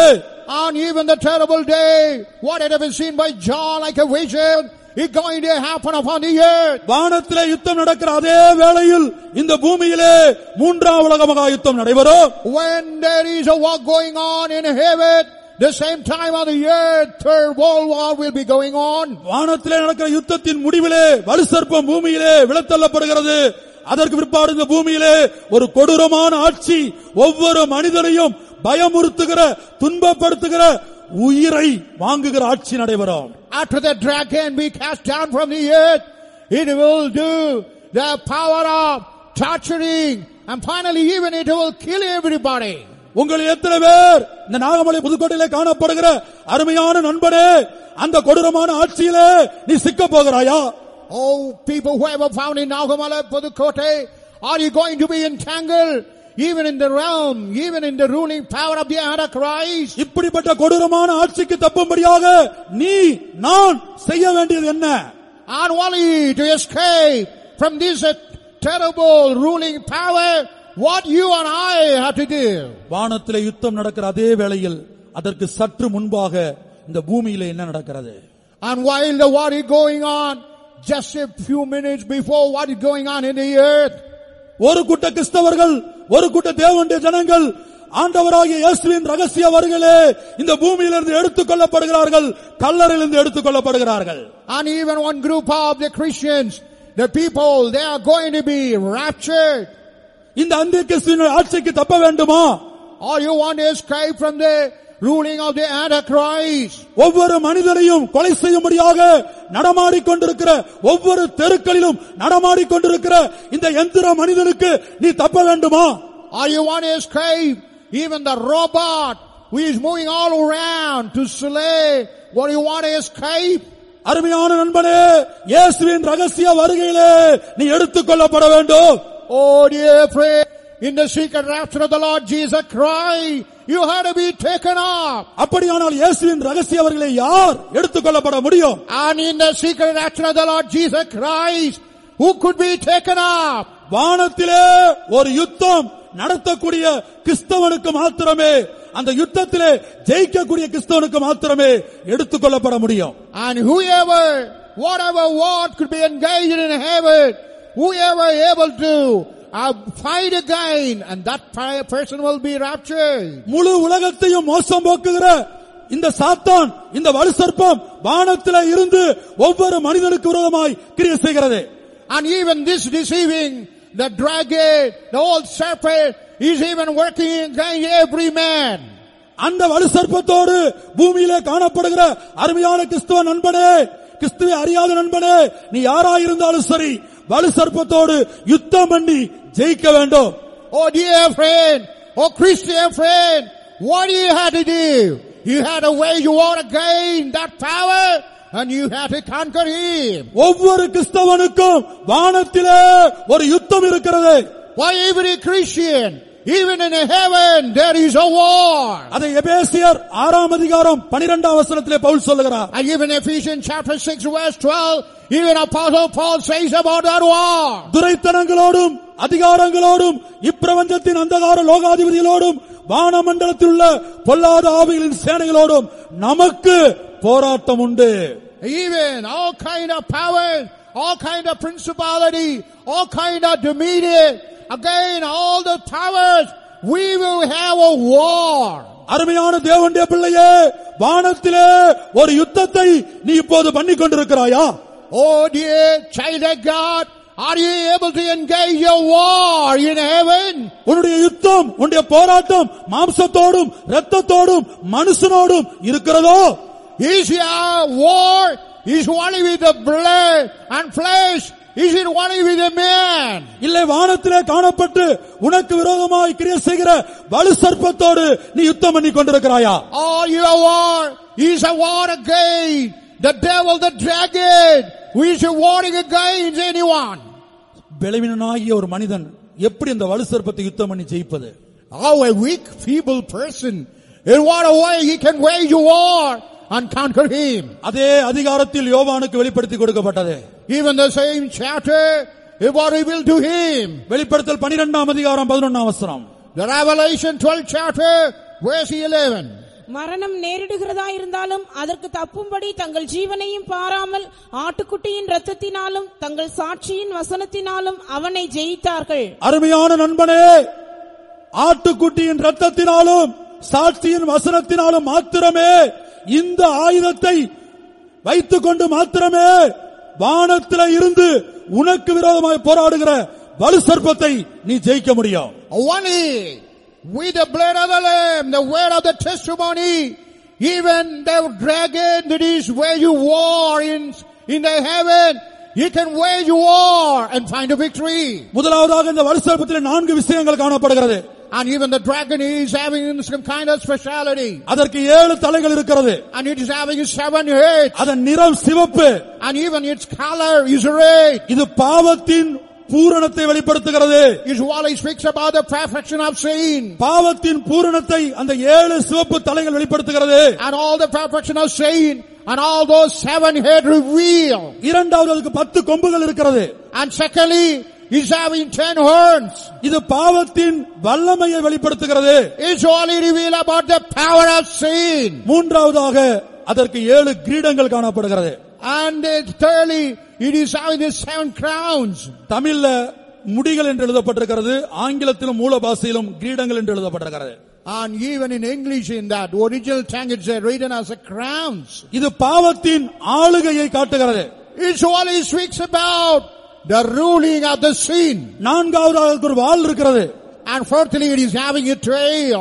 அது உன்னதத்திலே காணப்படக்கூடிய விசேஷித்த ஜனங்களை பூமியிலே விழத்தள்ளக்கூடிய வல்லமை உள்ளதாக இருக்கிறது. And it's having the power, whoever shining in the high, he's having a power to topple down. அருமையான நண்பனே, வானத்திலிருந்து கிரியை செய்கிற சிவப்பான வலுசர்ப்பம் ஒவ்வொரு மனிதனையும் பாவத்தின் பூரணனாய் மாற்றும்படி கிரியை செய்கிறது. And even the red dragon that's working in heaven, you want to make anyone perfect even in sin. உன்னுடைய ஜீவியத்திலே பாவம் பூரணப்பட்டால் நீ நரகத்துக்கு போக வேண்டும். And even in our life, if the sin be perfected, what do you have to do? You have to go to the hell. யாக்கோபு சொல்லுகிறார், இச்சையானது கர்ப்பம் தரித்து பாவத்தை பிறப்பிக்கும், பாவம் பூரணப்படும் போது மரணத்தை பிறப்பிக்கும். And even the last, it will be able to bring about sin. When the sin is perfected, finally what he will do, he will bring death. பாவத்தின் பூரணத்தை நீ தேவனுடைய பிள்ளையாய் இருந்தாலும் கிறிஸ்துவை அறியாதவனாய் இருந்தாலும் பாவத்தின் பூரணத்தை நீ அடைவதற்கு முன்பாக இயேசுவை நீ ஏற்றுக்கொள்ள வேண்டும். And before you attain the perfection of sin, before that you must accept the Lord Jesus Christ. முழு உலகத்தின் பாவத்தை சுமந்து தீர்க்கிற ஆட்டுக்குட்டியாக இயேசு இந்த முதலாம் நாளிலே நாகமலை புதுக்கோட்டைக்கு விஜயம் செய்திருக்கிறார். And even the Lord Jesus Christ, as he had borne all the sins of the whole of the world, in that way he had come here. இயேசு கிறிஸ்துவின் இரத்தம், இந்த ஆட்டுக்குட்டியின் இரத்தம் உன்னுடைய ஜீவியத்திலே பாவத்தின் பூரணத்தை நீ அடையாதபடிக்கு அதற்கு முன்பாக உனக்கு பாவ மன்னிப்பை கொடுக்கிறது. And even the blood of the Lord Jesus Christ, even that lamb, before you attain the perfection of sin, is able to give a forgiveness of sin. மத்தேயு 26ஆம் அதிகாரம் 28ஆம் வசனத்திலே இயேசு சொல்லுகிறார். And even Matthew chapter 26 verse 28. இந்த வலுசர்ப்பமோ ஒவ்வொரு மனிதனையும் பாவத்தில் பூரணனாய் மாற்றும் நரகத்துக்கு கொண்டு போகும்படி கிரியை செய்து வருகிறது. And even this dragon is working to make a man perfect in sin and make a man to be dragged toward the hell. மனிதனை இந்த பாவத்திலிருந்து தூக்கி எடுக்கும்படியாக, அவனுடைய பாவத்தை மன்னிக்கும்படியாக ஆண்டவராகிய இயேசு கல்வாரி சிலுவையிலே தன்னுடைய கடை சொட்டு ரத்தத்தை சிந்தியிருக்கிறார். Even wanting to lift every man out of the captivity after the wretched condition, even the Lord Jesus Christ shed his last drop of blood. இதோ இந்த முதலாம் நாளிலே பாவ மன்னிப்பை கொடுக்கக்கூடிய இயேசுவின் ரத்தம் இந்த பந்தல் முழுவதும் தெளிக்கப்படுகிறது. Even today, the blood of Jesus was able to give a remission of sin. Even inside the pandal, it has been poured. இந்த இயேசுவின் ரத்தத்தை கண்களை மூடி தரிசித்து பாருங்கள். Even the blood of Jesus, you close your eyes and visualize. நீங்கள் மௌனமாய் இருந்தால், வலு சர்ப்பத்தோடு வானத்திலே ஒரு யுத்தத்தை பண்ணாமல் இருந்தால், உங்கள் வாழ்க்கையிலே பல்வேறு பாவங்களை இந்த வலு சர்ப்பத்தின் நிலைமை கொண்டு வரும். And if you never wage war with the dragon, if you keep silent, it will bring all kind of sin in our life. ஆகவே இந்த இடத்துல கடந்து வந்த அருமையான தேவனுடைய பிள்ளையே, இயேசுவின் ரத்தத்தை உன் வாயினாலே இந்த வேளையில் அறிக்கையிடுவாயாக. And whoever come into the place, by your mouth, you confess even the blood of the Lord Jesus Christ. முதலாவதாக பாவ மன்னிப்பை கொடுக்கிற இயேசுவின் ரத்தம், ஆட்டுக்குட்டியின் ரத்தம். And even the blood of the Lamb, even the blood of the Lord Jesus Christ, we are able to give a remission of sin for you. இந்த வார்த்தைகளை தூர இடத்திலிருந்து கேட்கிற அருமையான நண்பனே, oh dear friend, whoever hearing from a far off place, நீ நிற்கிற இடத்திற்கு இயேசுவின் புண்ணிய ரத்தம் இதோ உன்னை தேடி வருகிறது. even the place where you are, this holy blood is coming in search of you. ஆட்டுக்குட்டியின் ரத்தமானது பாவ மன்னிப்பை நீ எப்பேற்பட்ட பாவியா இருந்தாலும் உனக்கு கொடுக்கும்படியாய் உன்னை தேடி வருகிறது. Even the Lamb of God, even the blood of Jesus Christ, whatever sinner you are, is coming wanting to give remission. உன்னை தேடி வருகிற இயேசுவின் புண்ணிய ரத்தத்தை நீ தள்ளுவாயானால், அலட்சியம் பண்ணுவாயானால், வலு சர்ப்பத்தின் வல்லமை உன்னை பாவத்தின் பூரணனாய் மாற்றிவிடும். And if you really neglect even that the blood of the Lord Jesus Christ, that holy blood, even the dragon that bring the perfection of sin, you will be victimized. இரண்டாவதாக இந்த இரத்தமானது பாவத்தை ஒரு மனிதனை விட்டு நீக்கி அவனை சுத்திகரிக்கக்கூடிய இரத்தமாக இருக்கிறது. Even the blood able to remove all your sin, unable to cleanse you. இந்த கப்பு கீழே விழுந்து உடைந்து விடுகிறது என்று வைத்துக் கொள்ளுங்கள். Suppose this cup falls and it completely broken. நான் உடைத்து விட்டேன். I have broken it. இவர் இந்த கப்பின் சொந்தக்காரர். And I am the owner of this cup. இந்த கப்பு உடைந்த பிற்பாடு அவர் என்னை மன்னித்து விடுகிறார். And after the cup being broken, I have forgiven him. Cup உடைந்ததுக்கு அவர் என்னை மன்னித்து விடுகிறார். And before falling, he had forgiven that. ஆனா உடைந்த கப்பின் அந்த தூள்கள் கீழே கிடக்கிறது. But although fallen, broken pieces are lying scattered on the ground. அது சுத்தம் பண்ணப்படாவிட்டால் அனைவருடைய காலை அது குத்தி காயப்படுத்தும். And if it is not cleared, those pieces will be wounding somebody else. பாவ மன்னிப்பை இயேசுவின் இரத்தத்தினால் நீங்கள் அனுபவிக்கலாம். உங்களுடைய பாவங்கள் உங்கள் வாழ்க்கையை விட்டு நீக்கி சுத்திகரிக்கப்பட வேண்டும். And you can enjoy the remission of sin all their sins must be removed and cleansed. 1 யோவான் 1ஆம் அதிகாரம் 7ஆம் வசனத்திலே இந்த ஆட்டுக்குட்டியின் இரத்தத்துக்கு அப்படிப்பட்ட வல்லமை இருக்கிறதாக நாம் பார்க்கிறோம். In 1 John chapter 1 verse 7, the blood of the lamb is having such kind of power of cleansing. அவருடைய குமாரனாகிய இயேசு கிறிஸ்துவின் இரத்தம் சகல பாவங்களையும் நீக்கி நம்மை சுத்திகரிக்கும். பிரியமானவர்களே, மூன்றாவதாக பாவ மன்னிப்பை நான் பெற்றிருக்கலாம், இந்த கப்பும் சுத்தம் பண்ணப்பட்டிருக்கலாம், ஆனால் இந்த கப்பை நான் உடைத்து விட்டேனே என்று என் மனசாட்சியில் அது இருந்து கொண்டே இருக்கும். Even I got the remission of sin, but in my conscience I will have a guilty conscience that I have broken the cup. இன்றைக்கும் பாவ மன்னிப்பை பெற்ற அநேகருடைய வாழ்க்கையில் சில பிரச்சனைகள் வரும்போது இந்த பாவத்தினால் தான் இந்த பிரச்சனை வந்திருக்குமோ என்று மன்னிக்கப்பட்ட பாவத்தை அவர்கள் திரும்பி பார்க்கிறார்கள். Even when they have meet any problem, they immediately turn back and see only whether these things are occurred because of those forgiven sin. அதற்கு காரணம் என்ன?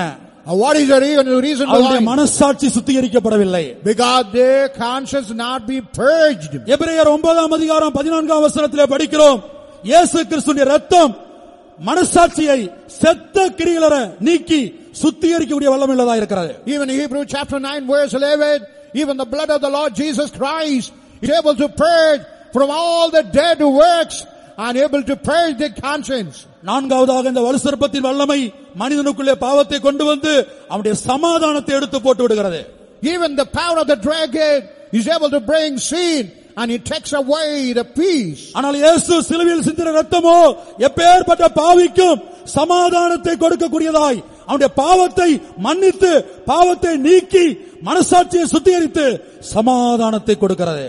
Even the blood of the Lord Jesus Christ able to forgive and able to cleanse it and able to purge his conscience and able to give our great peace. கொலோசியர் 1:20 அது சமாதானத்தை கொடுக்கும் இரத்தம் என்று படிக்கிறோம். And even Colossians chapter 1 verse 20, it said about the blood that give peace. நாம் எல்லாரும் கண்களை மூடுவோம். Let's all close your eyes. இந்த இடத்திலே யாரெல்லாம் சமாதானம் இல்லாமல் வந்திருக்கிறீர்கள், And whoever be found in the place without peace, யாரெல்லாம் பூரண பாவ மன்னிப்பை அனுபவிக்காதவர்களாய் இருக்கிறீர்கள், whoever not able to enjoy the perfect forgiveness of sin, என்னுடைய பாவங்கள் நீக்கி நான் சுத்திகரிக்கப்படவில்லை என்று யாரெல்லாம் உணர்கிறீர்கள், how many of you realize my sins are not being taken and be cleansed? ஒருவேளை பாவ மன்னிப்பை பெற்றிருக்கலாம், Sometime you may got the forgiveness of பாவங்கள் sin, நீக்கி சுத்திகரிக்கப்பட்டிருக்கலாம், and even the sins have been taken away and be cleansed. மனசாட்சி சுத்திகரிக்கப்பட்டிருக்கிறதா?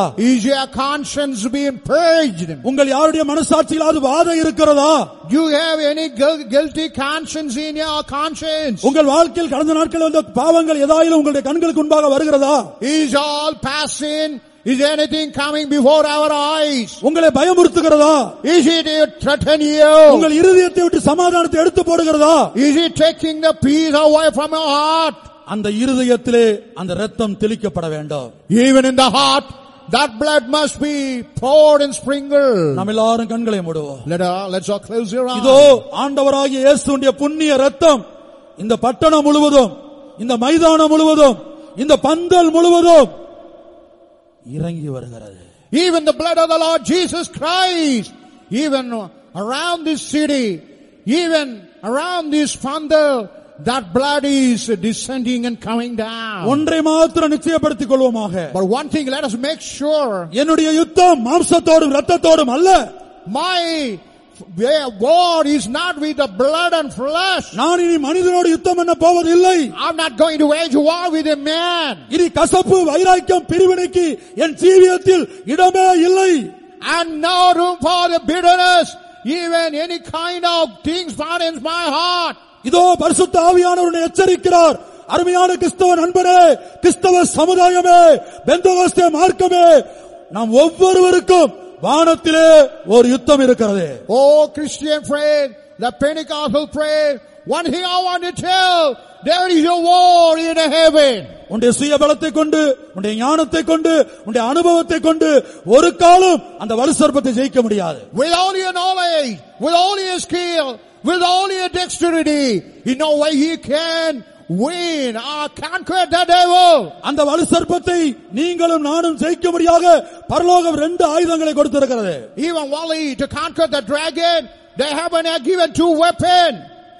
ஆட்டுக்குட்டியின் இரத்தத்தினாலும் சாட்சியின் வசனத்தினாலும் அவனை ஜெயித்தார்கள். And only by the Lamb of the Lord Jesus Christ, the word of the testimonies, they were able to conquer him. உன்னுடைய ஜீவியத்திலே பாவம் பூரணப்படுவதற்கு முன்பாக, and before the sin might reach perfection, அருமையான தேவனுடைய பிள்ளையே, ரகசிய பாவத்துக்கு இடம் கொடுத்து அந்த பாவம் உன்னை பூரணப்படுத்துவதற்கு முன்பாக, and even the secret sin, when you give room before it come to the perfect state, பாவ மன்னிப்பை பெறும்படியாக இயேசுவின் இரத்தத்தை நோக்கி பார்ப்பாயாக. to get the forgiveness of sin, look unto the blood of Jesus. இதோ கல்வாரியிலே வானத்துக்கும் பூமிக்கும் நடுவிலே அரை நிர்வாணமாய் தொங்கிக் கொண்டிருக்கிற இயேசுவின் காயப்பட்ட சரீரம் நம்மத்திலே இறங்கி வந்திருக்கிறது. Even the body, something like half naked, something hanging heaven and earth, that body that has come in our midst. ஒரு போர்ச்சேவகன் ஈட்டியை கொண்டு அவருடைய விழாவிலே ஓங்கி குத்துகிறான். Even the warrior, what the spears he had, he was piercing his side. ரத்தம் புறப்பட்டு வந்தது. Even the blood was gushing out. இனி அந்த சரீரத்தில் ரத்தமே இல்லை என்பதை வெளிப்படுத்தும்படியாக தண்ணீர் புறப்பட்டு வந்தது. To reveal there was no blood at all, the water discharged. வேத ஆராய்ச்சியாளர்கள் சொல்லுகிறார்கள், அப்படி குத்தின வேளையில் தெரித்து வந்ததான ரத்தம் ஒரு கண் பார்வை இழந்த ஒரு மனிதனுடைய கண்ணின் மேல் விழுந்ததாம். Even the theologian says, what the blood which was sprayed, that one drop has brought sight to the blind man. ஒரு கண் பார்வை இழந்த அந்த ரோம போர்ச்சேவகன் அந்த நேரத்திலே பார்வையை பெற்றுக் கொண்டானாம். Even that Roman soldier was a one-eyed man. The very second he got the sight. இதோ சிலுவையிலே இருந்து ஒரு சொட்டு ரத்தமும் தனக்குள்ளே தன்னகத்தே வைக்காமல் தன்னுடைய கடைசி சொட்டு ரத்தத்தையும் ஆண்டவர் உனக்காக எனக்காக சிந்தியிருக்கிறார். And even the Lord God don't want to keep even the last drop of blood for you and for me. Even he said he's the last drop. இதோ விடுதலையாக்கக்கூடிய இயேசுவின் ரத்தம் நம்மத்திலே சொட்டு சொட்டாய் வடிந்து கொண்டிருக்கிறது. Even the delivering blood of Jesus Christ, it is something falling drops out of drops. நம்மில் முழங்காலில் நிற்கக்கூடியவர்கள் முழங்காலில் நிற்போமாக. And whosoever stand on and he'll stand on. தயவு செய்து நம்முடைய கண்களை ஏறெடுத்து அந்த கல்வாரி சிலுவையை நோக்கி பார்ப்போம். And just lift up your hand, eye, look unto that cross. உங்களுடைய வலது பக்கத்திலே வானத்துக்கு பூமிக்கு நடுவிலே அரை நிர்வாணமாய் தொங்கிக் கொண்டிருக்கிற இயேசுவின் உருக்குலைந்த சரீரம். Even on the right hand side, even from heaven and earth, the body which was disformed. உங்களுடைய இடது பக்கத்திலே வானத்திலிருந்து உங்களுக்கு விரோதமாய் கிரியை செய்கிற சிவப்பான 7 தலைகளையும் 10 கொம்புகளையும் தலையிலே 7 முடிகளையும் பெரிய வாளையும் உடைய ஒரு வலு சர்ப்பத்தின் வல்லமை. Even the left power you can see the 7 red head and horn, and with the crown, it is the power working against you. அருமையான தேவனுடைய பிள்ளையே, உன்னுடைய பாதங்கள் இப்போதே போர்க்களத்துக்கு வருவதாக. Oh dear child of Galilee, feet come to the battlefield. வலு சர்ப்பத்தோடு யுத்தம் பண்ணும்படியாக இயேசுவின் புண்ணிய இரத்தத்தை வாயினால் அறிக்கையிடுவாயாக. And while you wage war with the dragon, you confess the blood of the Lord Jesus Christ. இதோ இயேசுவின் புண்ணிய இரத்தம் சொட்டு சொட்டாய் விழுந்து கொண்டிருக்கிறது. Even the holy blood of Jesus Christ, which is falling drop out of drop. உன்னுடைய உச்சந்தலை முதல் உள்ளங்கால் வரை உன்மேல் இறங்கிக் கொண்டிருக்கிற இயேசுவின் புண்ணிய இரத்தத்தை அருமையான தேவனுடைய பிள்ளையே உன்னால் அனுபவிக்க முடிகிறதா? And even the drop of blood which is some from the top given down to the foot, which is working out, you able to feel right now. உன் பாவத்தை மன்னிக்கிற இயேசுவின் இரத்தம். Even the blood which is able to forgive our sin. உன் பாவத்தை நீக்குகிற இயேசுவின் இரத்தம். The blood of Jesus was able to cleanse and remove everything. உன்னுடைய மனசாட்சியை சுத்திகரிக்கிற இயேசுவின் இரத்தம். The blood was able to purge your conscience. அருமையான தேவனுடைய பிள்ளையே, Oh dear child of God, சமாதானத்தை கொடுக்கிற இயேசுவின் இரத்தம். and even that the blood of Jesus would இதோ give உன்னுடைய peace. இருதயம் தேவ சமாதானத்தினால் நிரப்பப்படுகிறது. And even our heart will be filled with the peace. இயேசுவின் இரத்தம் உனக்குள் சமாதானத்தை கொண்டு வருகிறது. Even the blood of Jesus is able to bring peace in you. இந்த முதலாம் நாளிலே இயேசுவின் இரத்தம் ஜெயித்திருக்கிறது. Even today the blood of Jesus Christ He is triumphing. இயேசுவின் ரத்தம் ஜெயித்தது. Even the blood of Jesus Christ, இயேசுவின் ரத்தம் ஜெயித்தது. even the blood of the Lord Jesus Christ, God victory. இயேசுவின் ரத்தம் ஜெயித்தது. Even the blood of the Lord Jesus Christ, God victory. வலுசர்ப்பத்தின் வல்லமை தோற்கடிக்கப்பட்டது. All the power of the dragon, oh vanquished. இதோ சாத்தான் மின்னலை போல வானத்திலிருந்து இந்த நாவலை புதுக்கோட்டையில் விழுகிறான். And even the Satan falling like a lightning, even the Nahamalai Pudukota. இயேசுவின் புண்ணிய ரத்தம் ஜெயித்தது. Even the holy blood of Jesus, God victory. ரத்தத்தை சிந்தினாரே முந்தனையே சுத்தனையாக்கிடவே. ரத்தத்தை சிந்தினாரே முந்தனையே சுத்தனையாக்கிடவே. சத்துருவாகிய உன்னை தமது புத்திரனாக மாற்றுவார். சத்துருவாகிய உன்னை தமது புத்திரனாக மாற்றுவார். மாறாயோ அஞ்சும் இயேசுவண்டை சேராயோ. பாறை உனக்காய் பாடு சகித்தோர் ஏழையவர்களை தினம் துணியே. பாறை உனக்காய் பாடு சகித்தோர் ஏழையவர்களை தினம் துணியே. பாராயோ நீ கேளாயோ. ரத்தத்தை சிந்தினாரே முந்தனையே சொந்தனாயோக்கிடவே. ரத்தத்தை சிந்தினாரே முந்தனையே சொந்தனாயோக்கிடவே. சத்துருவாகிய உன்னை தமது புத்திரனாக மாற்றுவார். சத்துருவாகிய உன்னை தமது புத்திரனாக மாற்றுவார். ரத்தத்தை சிந்தினாரே முந்தனையே சொந்தனாயோக்கிடவே. ரத்தத்தை சிந்தினாரே முந்தனையே சொந்தனாயோக்கிடவே. சத்துருவாகிய உன்னை தமது புத்திரனாக மாற்றுவார். சத்துருவாகிய உன்னை தமது புத்திரனாக மாற்றுவார். சத்துருவாகிய உன்னை தமது புத்திரனாக மாற்றுவார். சத்துருவாகிய உன்னை தமது புத்திரனாக மாற்றுவார். சத்துருவாகிய உன்னை தமது புத்திரனாக மாற்றுவார். ரத்தத்தை சிந்தினாரே உந்தனையே சுத்தனாய் மாற்றிடவே. ரத்தத்தை சிந்தினாரே உந்தனையே சுத்தனாயோக்கிடவே. சத்துருவாகிய உன்னை தமது புத்திரனாக மாற்றுவார். சத்துருவாகிய உன்னை தமது புத்திரனாக மாற்றுவார். ஆராயோ தஞ்சம் இயேசுவண்டை சேராயோ. பாடுனதாய் பாடு சகித்தோர் ஏழையவர்களை தினம் துணியே. பாடுனதாய் பாடு சகித்தோர் ஏழையவர்களை தினம் துணியே. ஆராயோ நீ கேளாயோ. அருமையானவர்களே, இனி சம்பவிக்க போகிற காரியங்களை பற்றி நாம் இப்பொழுது தெளிவாக கேட்டுக்கொண்டிருந்தோம். Beloved ones, right now we were clearly listening about the things that are about to happen. பைபிளில் எழுதப்பட்டிருக்கிற எல்லா ரகசியங்களும் எல்லாராலும் புரிந்து கொள்ள முடியாததாக இருக்கிறது. Not all can understand all the mysteries written in the word of God. ஆகையால் தான் அதை சொல்லித் தரக்கூடிய கிருபை உள்ளவர்களை, அபிஷேகம் உள்ளவர்களை தேவன் நம் மத்தியில் அனுப்புகிறார். Wherefore the Lord sends into our midst those people who have the grace and anointing for that. பயங்கரமான யுத்தம் இனிமேல் நடக்க போகிறது. A terrible war is going to take place hereafter.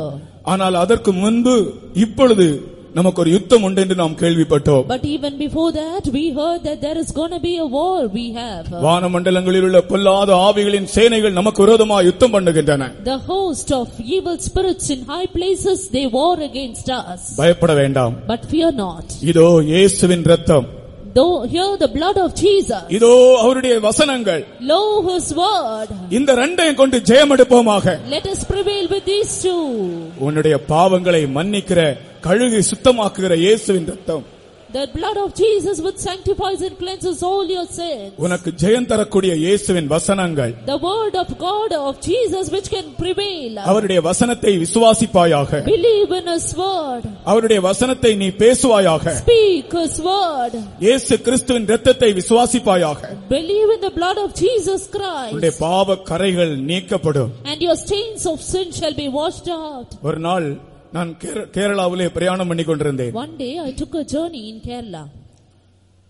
ஒரு ஜங்ஷன்ல ஏராளமான ஜனங்கள் நிற்கிற ஒரு ஜங்ஷன்ல ஒரு சாதாரண ஒரு மனிதன், ஒரு ஐயா, இயேசு பாவிகளை ரட்சிക്കുന്നു, இயேசு ரோகிகளை சௌக்கியமாക്കുന്നു, இப்படி சத்தமா சொல்லிக் கொண்டிருந்தார். There was a simple man who stood among a huge crowd in a junction and said with a loud voice, Jesus saves sinners, Jesus heals the sick. பக்கத்தில் இருக்கிற கொஞ்சம் ஆட்டோ ரிக்ஷா டிரைவர் மார் நின்று சிரித்துக் கொண்டே இருந்தார்கள். Then the drivers of auto rickshaw nearby, they laughed at him. நான் இந்த இவர்கள் ஆட்டோ ரிக்ஷா டிரைவர் மார் சிரிக்கிறதை பார்த்தா எனக்கு ரொம்ப வேதனையாக இருந்தது. Looking at their laugh, I had a great pain in my heart. கர்த்தாவே, இந்த ஏழை மனிதன் சொல்லுகிறான், அதை இவர்கள் பொருட்படுத்தவே இல்லையே, சிரிக்கிறார்களே என்று நினைத்துக் கொண்டே நின்று கொண்டிருந்தேன். I was just thinking, Lord, this poor man is speaking and these people never mind him. இயேசு பாவிகளை ரட்சிക്കുന്നു, Jesus saves sinners, இயேசு ரோகிகளை சௌக்கியமாക്കുന്നു, Jesus heals the sick. அவர் சத்தமா சொல்லிட்டே இருக்கிறார். He was speaking it aloud. திடீர்னு நடந்தது என்ன தெரியுமா? You know what happened all of a அந்த sudden? சிரித்துக் கொண்டிருந்த ஆட்டோ ரிக்ஷா டிரைவர் ஒருத்தன் இவன் பக்கத்துல வந்தார். இவர் அந்த ஆளுடைய பக்கத்துல வந்தார். One of the auto rickshaw driver came near him.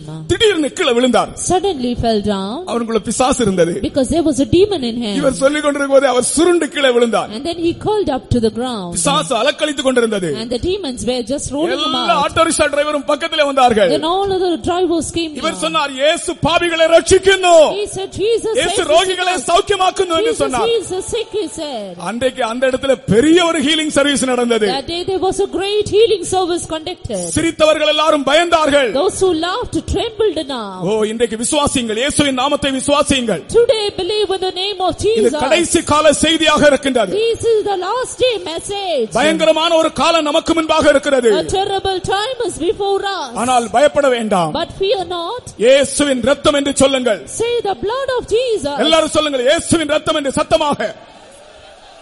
இயேசுவின் இரத்தம் ஜெயம், இயேசுவின் இரத்தம் ஜெயம். அப்படியே சத்தமாக கொஞ்ச நேரம் சொல்லுங்கள். ஒரு பெரிய பவர் உங்களுக்குள்ளே இறங்கும். இயேசுவின் இரத்தம் ஜெயம்.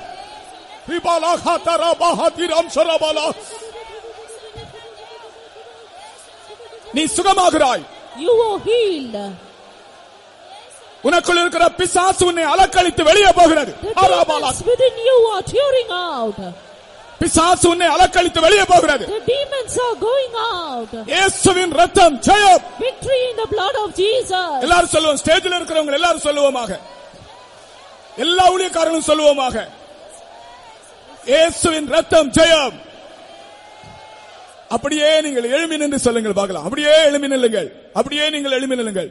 இயேசுவின் இரத்தம் ஜெயம் என்று சொல்லும்போதே பிசாசின் வல்லமைகள் எல்லாம் இப்பொழுது கட்டப்பட்டு உங்களுக்குள்ளே ஒரு சுத்திகரிப்பு, நீங்கள் வியாதியோடு வந்தவர்கள் எல்லாம் சௌக்கியமாகி திரும்பி போக போகிறீர்கள். Even as you say victory in the blood of Jesus, you will have a healing and you will have a deliverance. ஆட்டுக்குட்டியானவருடைய இரத்தத்தினாலும் சாட்சியின் வசனத்தினாலும் ஜெயித்தார்கள். And they overcame by the blood of the lamb and by the word of the testimony. திரும்ப எல்லாரும் என்னோடு சேர்ந்து சொல்லுங்கள். இயேசுவின் இரத்தம் ஜெயம். தொடர்ந்து சொல்லுங்கள், தொடர்ந்து சொல்லுங்கள். ஆமென், ஆமென். பிரபலகத்துலபஹஷ் நகரபலகத்துலபல.